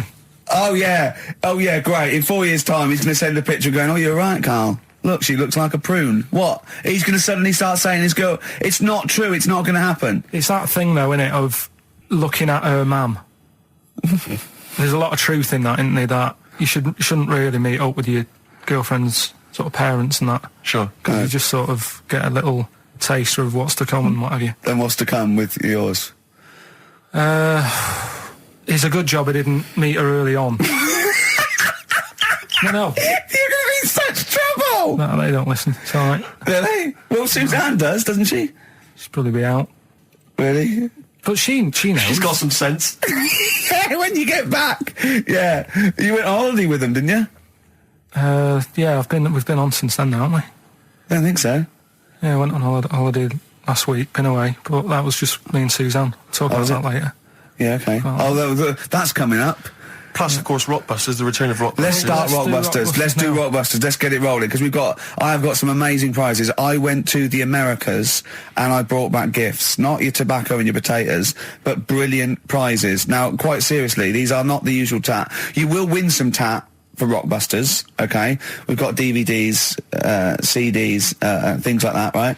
But the winner of Rockbusters today will go through to a chance to win the prizes in week 6. We're only here for 6 weeks, by the way. This is our first of 6 shows. Thank God for that. Yeah. And I went to do The Simpsons last weekend, and I've got a drawing here, an original drawing of Homer by Matt Groening. See that? Look at that. It's Homer there, your pal Matt Groening, May the 18th, 2005. And Homer's saying, "I love Karl because he's stupid like me." And that's going to be framed, original drawing. That is worth, I think, a lot, but I've promised Matt Groening that it will not go on eBay. So please, I hope it goes to a fan. I've also got a rare Spinal Tap poster, met with Christopher Guest, and he signed that, Nigel Tufnell. Fans of Spinal Tap and The Simpsons, possibly the 2 greatest things ever, I think. Yeah. Also, my friend Rob, who did flannels with me, has drawn us 3 as Flannimals. There's Steve there, a little goglanker. There's me there, a little bloke dumplant, and little Karl Pilkington, Pink Floyd numscrunt. And these are going to be framed. So some very nice prizes. And I got a little surprise for you. Obviously, I met Homer. Press that little button there. Listen to this. Hi, this is Homer Simpson. I like Karl and its perfectly round, bald head. If you put 3 holes in it, it looks just like my bowling ball. Brilliant. Actual proof that you've met the people themselves, that the prizes are bona fide and genuine. But don't enter this week's Rockbusters thinking you're going to win those prizes automatically. No. This week you just win the usual tat. What is the tat, Steve? Well, we'll talk about that shortly. Okay, but you go forward to the big showdown, the big final competition in week 6, where you get the chance to win those. One person wins prizes. all those beautiful everyone goes in the collectible draw. prizes. Yeah, everyone. Yeah, the winners of each week go into the draw. What is Rockbusters, Karl? We've whet their appetite. I think play a record and maybe some wonderful adverts and then come back with Rockbusters. It's that kind of teasing that has made this a potential award-winning show. Bronze, I think, next year. Can we just swap that round, do ads and the song? Whatever way suits you, mate. Go on. XFM. XFM 104.9, Magic Numbers, Ricky Gervais, Steve Merchant, Karl Pilkington.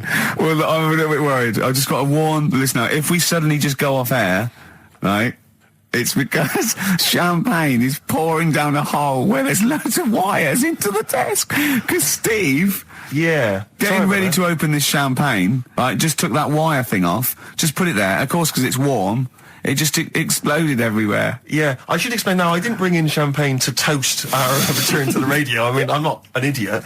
But actually, from Focus PR, Ashley has rather nicely sent us some Lindauer sparkling wine, and I'm just trying some, and it's really quite refreshing on this summer's day. So if you're perhaps working for some kind of PR agency, you know, or any kind of company, and you want to send us stuff which you want us to shamelessly promote on air, then feel free to do that. So you're just looking for free stuff? Yeah, I mean, you know, electrical goods. Okay, it's not just like champagne Definitely stuff. not. Because I was going to say, if other champagne companies, what's that champagne company called that they sent us for free? Lindauer sparkling wine, which I imagine is available now.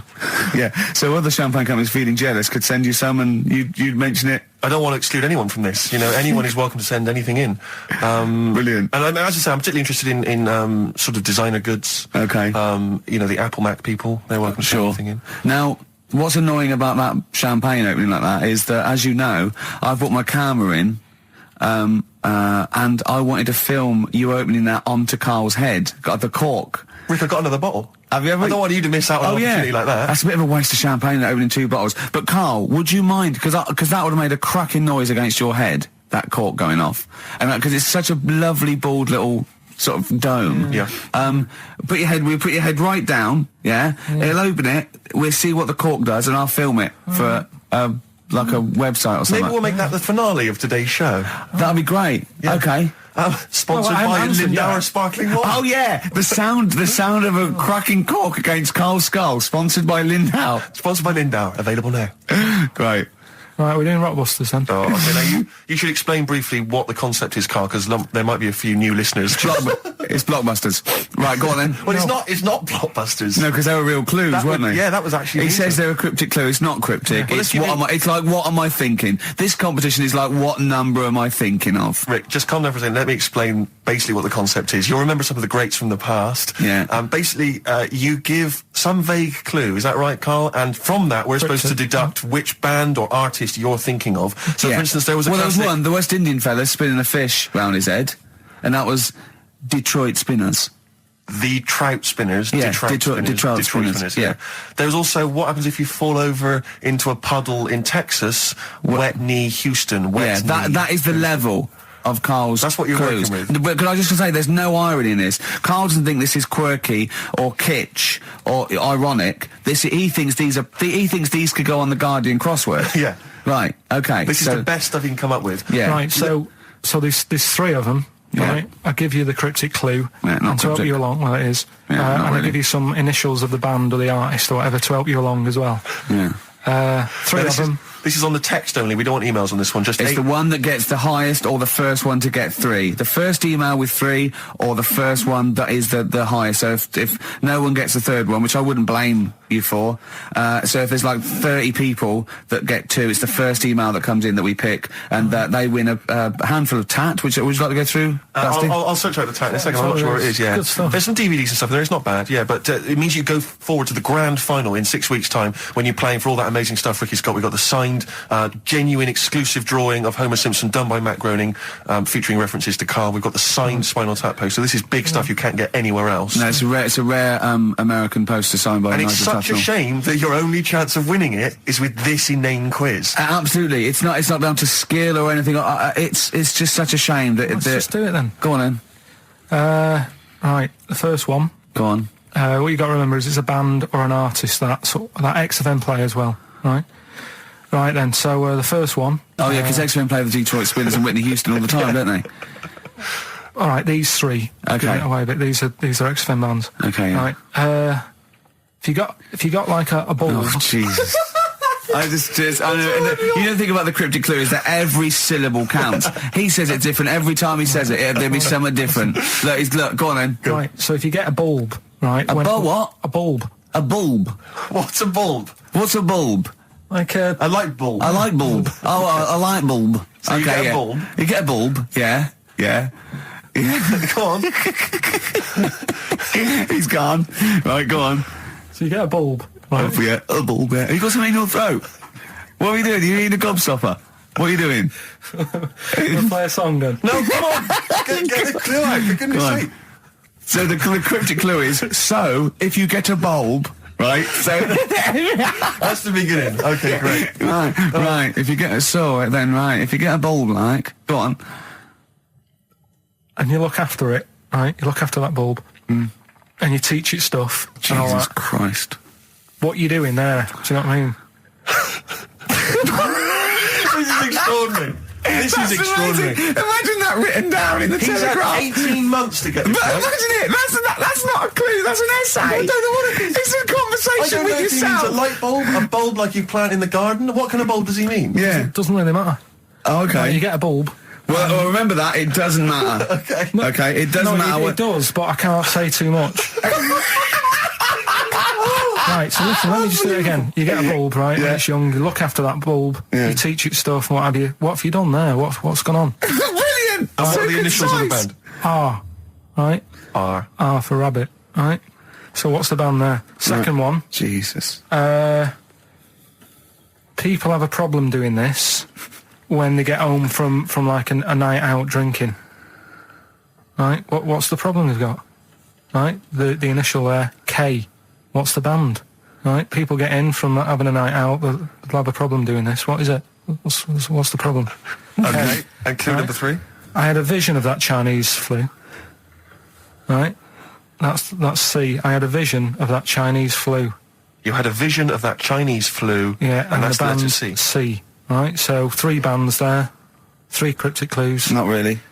Text in 83 XFM. Just send the 3 band names. That'll do on it. Can they do a website as well? If they want, they can email in. Well, tell them what it is. Yeah, ricky.gervais@xfm.co.uk. Just send it in there. Give them again quickly then, Carl. Right then, so get a bulb when it's young and that. Look Brilliant, after it. different, Look totally after it, different. teach it stuff Yeah. and all that. Okay. What's the band, right? Yeah. Second one, people have a problem doing this when they get home late at night. You know, they've been out drinking and that, they get home, what problem are they going to have? K is the initial. Third one, I had a vision of that Chinese flu. What do I mean? Brilliant. C's the initial. Play a record. I mean, that's abomination. Right, go. Bruce Springsteen, No Surrender. Saw him last night at the Albert Hall. Amazing gig. I know you're going tonight, Rick. Can't wait. You'll have a whale of a time. There's a lyric in that. I noticed he sings, we learnt more from a 3-minute record, baby, than we ever learned in school. Probably not paying attention, to be fair, but that's certainly true of you, Carl, I would have thought, isn't it? Well, he learns a lot of his stuff from records. He only likes records with a story. Yeah. His favourite record is Killing a Georgie by Rod Stewart. Yeah. In the Ghetto by Elvis. Living in the City by Stevie Wonder, and Babushka by Kate Bush. Gets the story. Yeah. We looked into the story of that one day. I was saying, well, she dresses up, and the husband falls for her. And what did you say?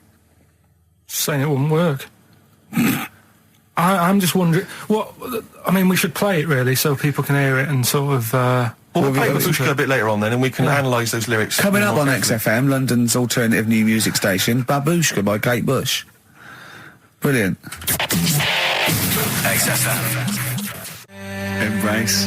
Glorious day on XFM 104.9. Rick, there may be listeners tuning in thinking they've got something better to do, for instance, switching off the radio and just staring blankly at the wall for the next half an hour. But no, because what they're going to miss is our grand finale Oh, yeah. to this, which is, of course... Sponsored by Lindauer's, the sparkling wine solution to a hot summer's day. Yeah. That we're going to be firing a cork. Did you just make that up? Yeah. Pretty good. Please, yeah. Good. They're going to be firing a cork at Carl's head just for the sound. I just think it's sound. Huh? It's not happening. Yes, it is. You said no. We've said it is now. We've promised it to the listeners. Yeah, come on. I'm not happy with it. Why? Because the pain. Well, I've never had it done, so I don't know how painful it is. Well, all the more reason to do it then. Yeah, we've got to try it out, haven't you? You're perfect. It's like a little cowbell or wood block. That's what I'm hoping for. Yeah. I'm hoping for pop. And I'm going to film it for my website. Brilliant. So go to that this week, rickygervais.com, and see Karl Pilkington getting hit.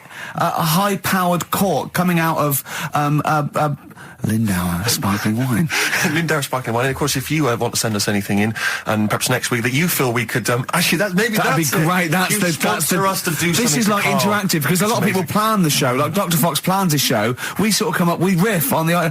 That's a great idea. Send stuff in that we could harm Carl with. Yeah, we try harm to hit him. Carl. Harm Carl. We Yeah. do a jingle. Harm Carl. I've always wanted one of those George Foreman grills. I've always wanted one of them. I know, but that's too much, isn't it? What if we just pressed his head inside it? We'd have to put it on. No, We could put just- it on. See, yeah. Just squeeze his head inside it. I've got to do that thing with a tea towel one day. You know that thing I did with a tea towel? You put a tea towel around his head, right, tie it. I put a wooden spoon in, and you only have to turn it like a couple of inches, and it kills you, doesn't it? Yeah. It really is, yeah. So we'll be firing a cork at Carl's head. I'll be filming it for the website. So that's coming up That'll be brilliant. about 10 to 3. Look forward to that. Yeah, do you know what? I'm loving this. This is my. Just being in a room with him. I just can't.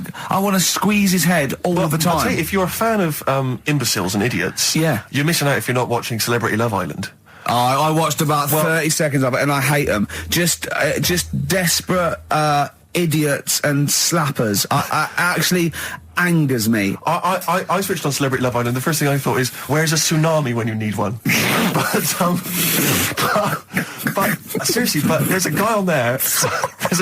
Paul. I think his name's Paul Danan, ex of Hollyoaks, and he's an absolute joy because, like Carl, he's an absolute simpleton. Oh, really? And it's fantastic. And he was on one week, and he was talking about how he fancied Lady Isabella Harvey. Oh, yeah. And he said, thing is, right, I really fancy her because she don't like reading books, and I don't like reading books. I've got something in But I common. have the idea that he's attracted to someone for something they don't do. I You know? Yeah. I've never killed a kid. She's never killed a kid. We can never get What married. about sleep around? That would be a good thing to be attracted to someone for. Unbelievable. Just honestly, and Big Brother's the same. Is it? Just a load of ropey old Cats. yeah, I know. Just like a horrible, cellulite, wobbly, rice-arsed, fat-titted tarts and idiots and show-offs. And they all disgust me for a different reason. I don't know which one to hate most I know. and why. They all give me a couple of reasons to hate them. That's what the nomination should be. Yeah. You know, nominate who do you hate the most? Because Absolutely. I thought I was going to switch on and find that actually, you know, people like Abby Titmus and Rebecca Lewis had been misrepresented by the press. Oh, what, the one that wanked off a pig in public? Oh, yeah, go on. Yeah. Yeah. Was that? Did you say wonked off? I said wonked off you said a wonked off, pog. yeah. Wonked off a pog. Yeah, that's great, isn't it? But I mean, it's amazing, Rebecca. I mean, don't even get me started on Abby Titmus. Don't even get me. Don't. I like the idea of her parents perhaps going to, you know, some kind of you know, someone's birthday or whatever, meeting some old friends who've perhaps been away living in another country. Yeah. How's young Abby? Is she still a nurse saving lives? No, she gets her tits out for a living now. Aren't it funny? Yeah. Rebecca Lewis, by her own admission, I don't know if it's true, but she said she sleeps with a married man, then sold her story to papers, then wonked off a pog, right? That's a hell of a CV, isn't it? I'm looking forward to that. Is amazing. I bet her nan's very, very proud of her. Yeah. Oh, God, don't just forget it. Don't get me started. I'll be watching every night for the next 10 weeks. Yeah. You can't not. My adrenaline rushes. And you get. Oh God, I'll just tune in to see. It's almost like you tune in to see which one gets hurt. Yeah, that's the thing, isn't it? Emotionally scarred. But maybe one of them will come through. Well, we'll find out. We're always going to be we're going to find out that one of them was like had a really, really bad childhood, and we feel sorry for her for a little bit, you know, like the Jade Goody syndrome or something. And oh God. Then they released an exercise video.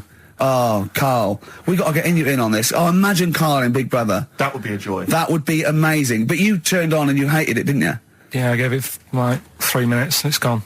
There's always something better on though. You annoy me, like you watch it. You moan about it now, but you watch I know, it. I know, yeah, I know. There's always something I really did not watch any of Celebrity Love, and that was just too awful. I think the celebrities are worse than general public, though, to me, because if they're so desperate, they want 9 little bites of the cherry, and it's embarrassing. It's embarrassing. Or at least these people, you know, they think that they're going to get out of their job they don't like, maybe, or, you know, it's sort of like, I give them their 15 minutes, but it's, oh, God. But there's always something. I mean, when we were out the other night, Steve, right, there's a programme on about a spider that's a foot long and eats chicken. No one's talking about it. I don't know where to start! What do you mean? What do you mean? No, well, I'm sorry. I had to stand up because I thought I was going to explode. What do you mean there's a spider that's a foot long and eats chicken? There was a programme on about it, how there's this spider in the jungle or something, but I missed it because it was out, but no one's talking about that in the papers. That, to me, that's a worry. That's why? In case it nicks your Sunday roast.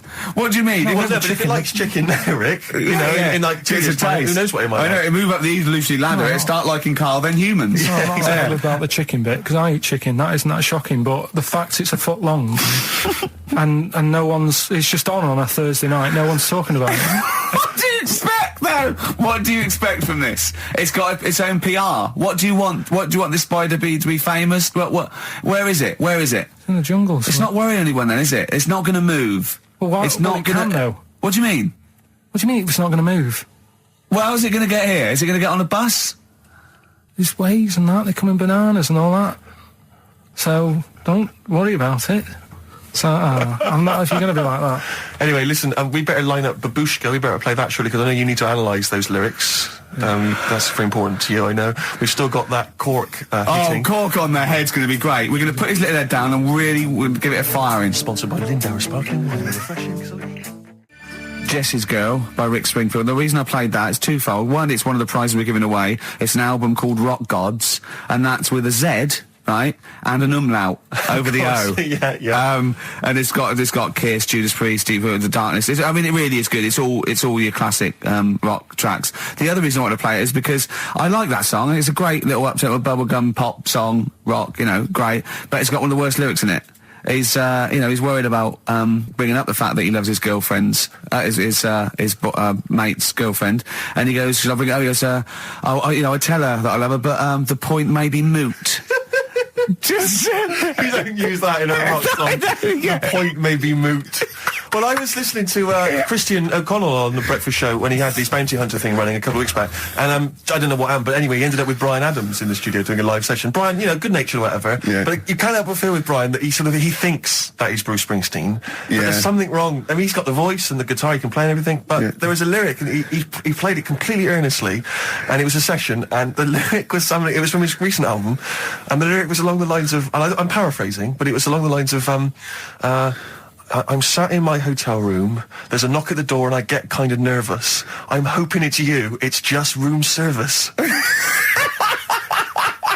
Which is extraordinary, but Christian came up with the best, they finished it, and obviously Christian was thinking, what did I say?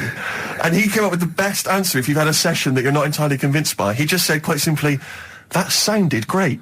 That's good. Which is amazing. Who are you complimenting there? The engineer. Yeah. You know what I mean?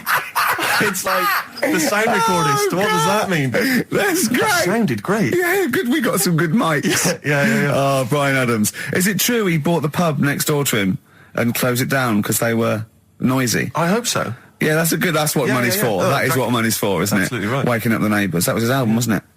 That was right. That was. I don't know if that was before or after that, whether it was related or not. Well, if you buy a house next to a pub, you know what you're going to get.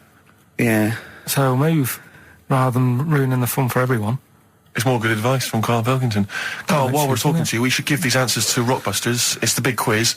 And of course, the winner this week goes forward to play in the grand final in 6 weeks' time, where they get to win all those amazing gifts. We a signed Homer drawn especially for Karl by Matt Groening.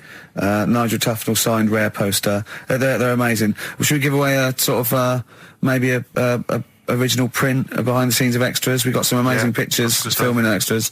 I was thinking the other day, you know, like how excited I am to be with Karl and let off corks on his head. Well, our editor, long-suffering editor Nigel, we'd worked with Ben Stiller, Kate Winslet, Sam Jackson, all these people for 8 weeks. It was amazing. But my highlight, I thought about it, and my highlight was dressing Nigel up, our editor, in a baby grow. Sure. It was, I planned it. We got the department, costume department hired it, and we dressed it up, and it looked brilliant, didn't it? Yeah. And it's just... And that is BBC licence fee money going towards you dressing up your editor, because you didn't pay for it. The BBC paid for it, so that is how your money has been spent, people.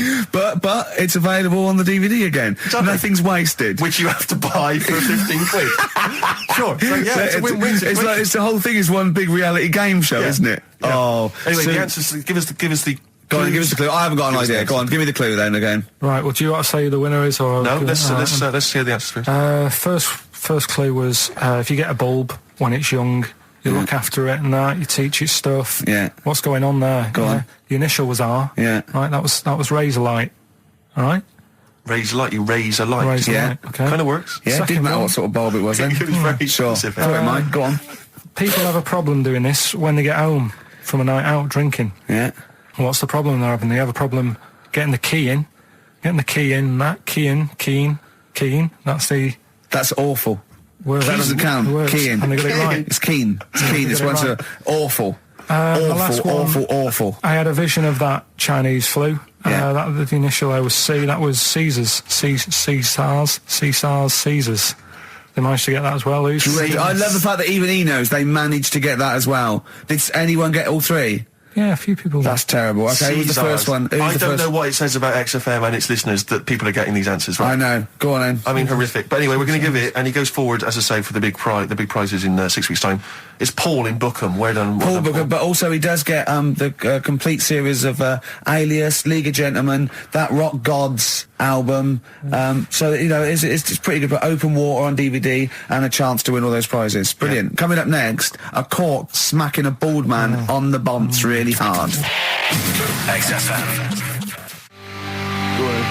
XFM 104.9 playing Green Day. The studio's falling apart. I know, his microphone broke. Their mind broke. Rick, I don't know why Lindauer's, the sparkling wine, want to be associated with this shambles of a show. It is falling apart. This is awful, this studio. It's got to be fixed.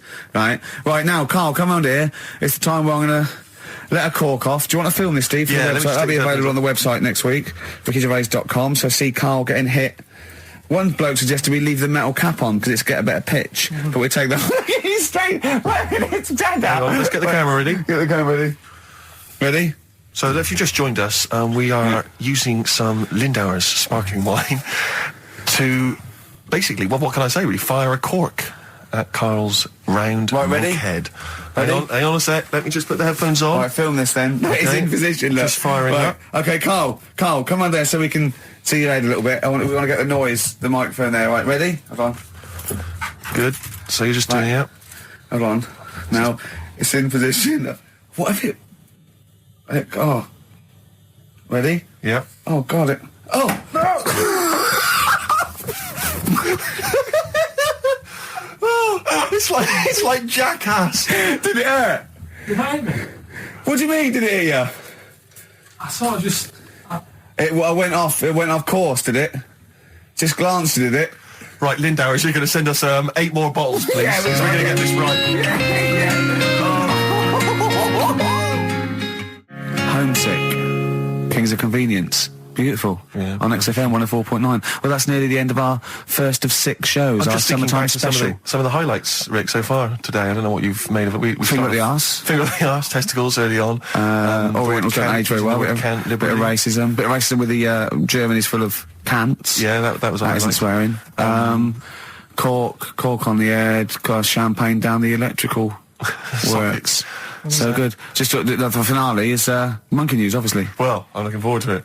Oh, chimpanzee that monkey news, yeah. There isn't. I've been away, haven't I? Right, there's been no monkey news. You can't get. No, but I haven't had a proper chance to sort of, Karl, your monkey news is of spurious tales from the 17th century sometimes. So let's have one of those. No, let's have a monkey who dressed as Zorro and they thought he was a woodsman, but when they took his head off, he was a 4-foot hairy chimp. Let's have one of those ridiculous stories. Well, we've done that though. But do you want to go back on some of the ones? Oh, to sort of just recap? what is the monkey news? There must have been some monkey news this Right. week. The only thing that sort of stood out, do you know, like, they're having problems... You're just making this up. Where's your information? Where's the piece of paper? Where's the document? What is this? Because I've been away, so I haven't got Right, anything. let's just to hit, report let's today. But let's it's hear bad it out. enough when he's reading it, he gets it wrong. When he's just riffing, it's going to be absolute twaddle. Let's hear it out. Right, do you know, like, they're having problems getting new people to be policemen? Oh, Go on. They've, in America, they're taking them on to, sort of join the SWAT team. They've taken what on? Some little monkeys. Okay. Giving them walkie-talkies and all that. And, well, they can't talk. They're just walkies. they don't have to... Yeah, giving them some walkies. What do you mean? they're What just was... being given commands and that. And, they go What, so it's one way. They tell them they've got the little thing strapped to them. they're good at, like, getting into small, or some sort of, small places and that, and sort of, cracking stuff and all that. Like I say, it's just half a story I just picked up on. That's not a story. Well, what do you want? Monkey news! Well, I'll get some better stuff next week, but I've literally, like, got off a plane. This is the worst. This is one of the worst shows we've ever done. And that's saying something, Rick. This We've is- done some tripe. This is nothing. And to end with the police in America have given monkeys walkie-talkies. That's nothing. That is a disgrace.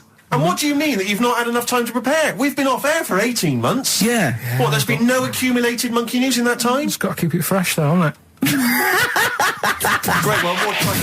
XFM.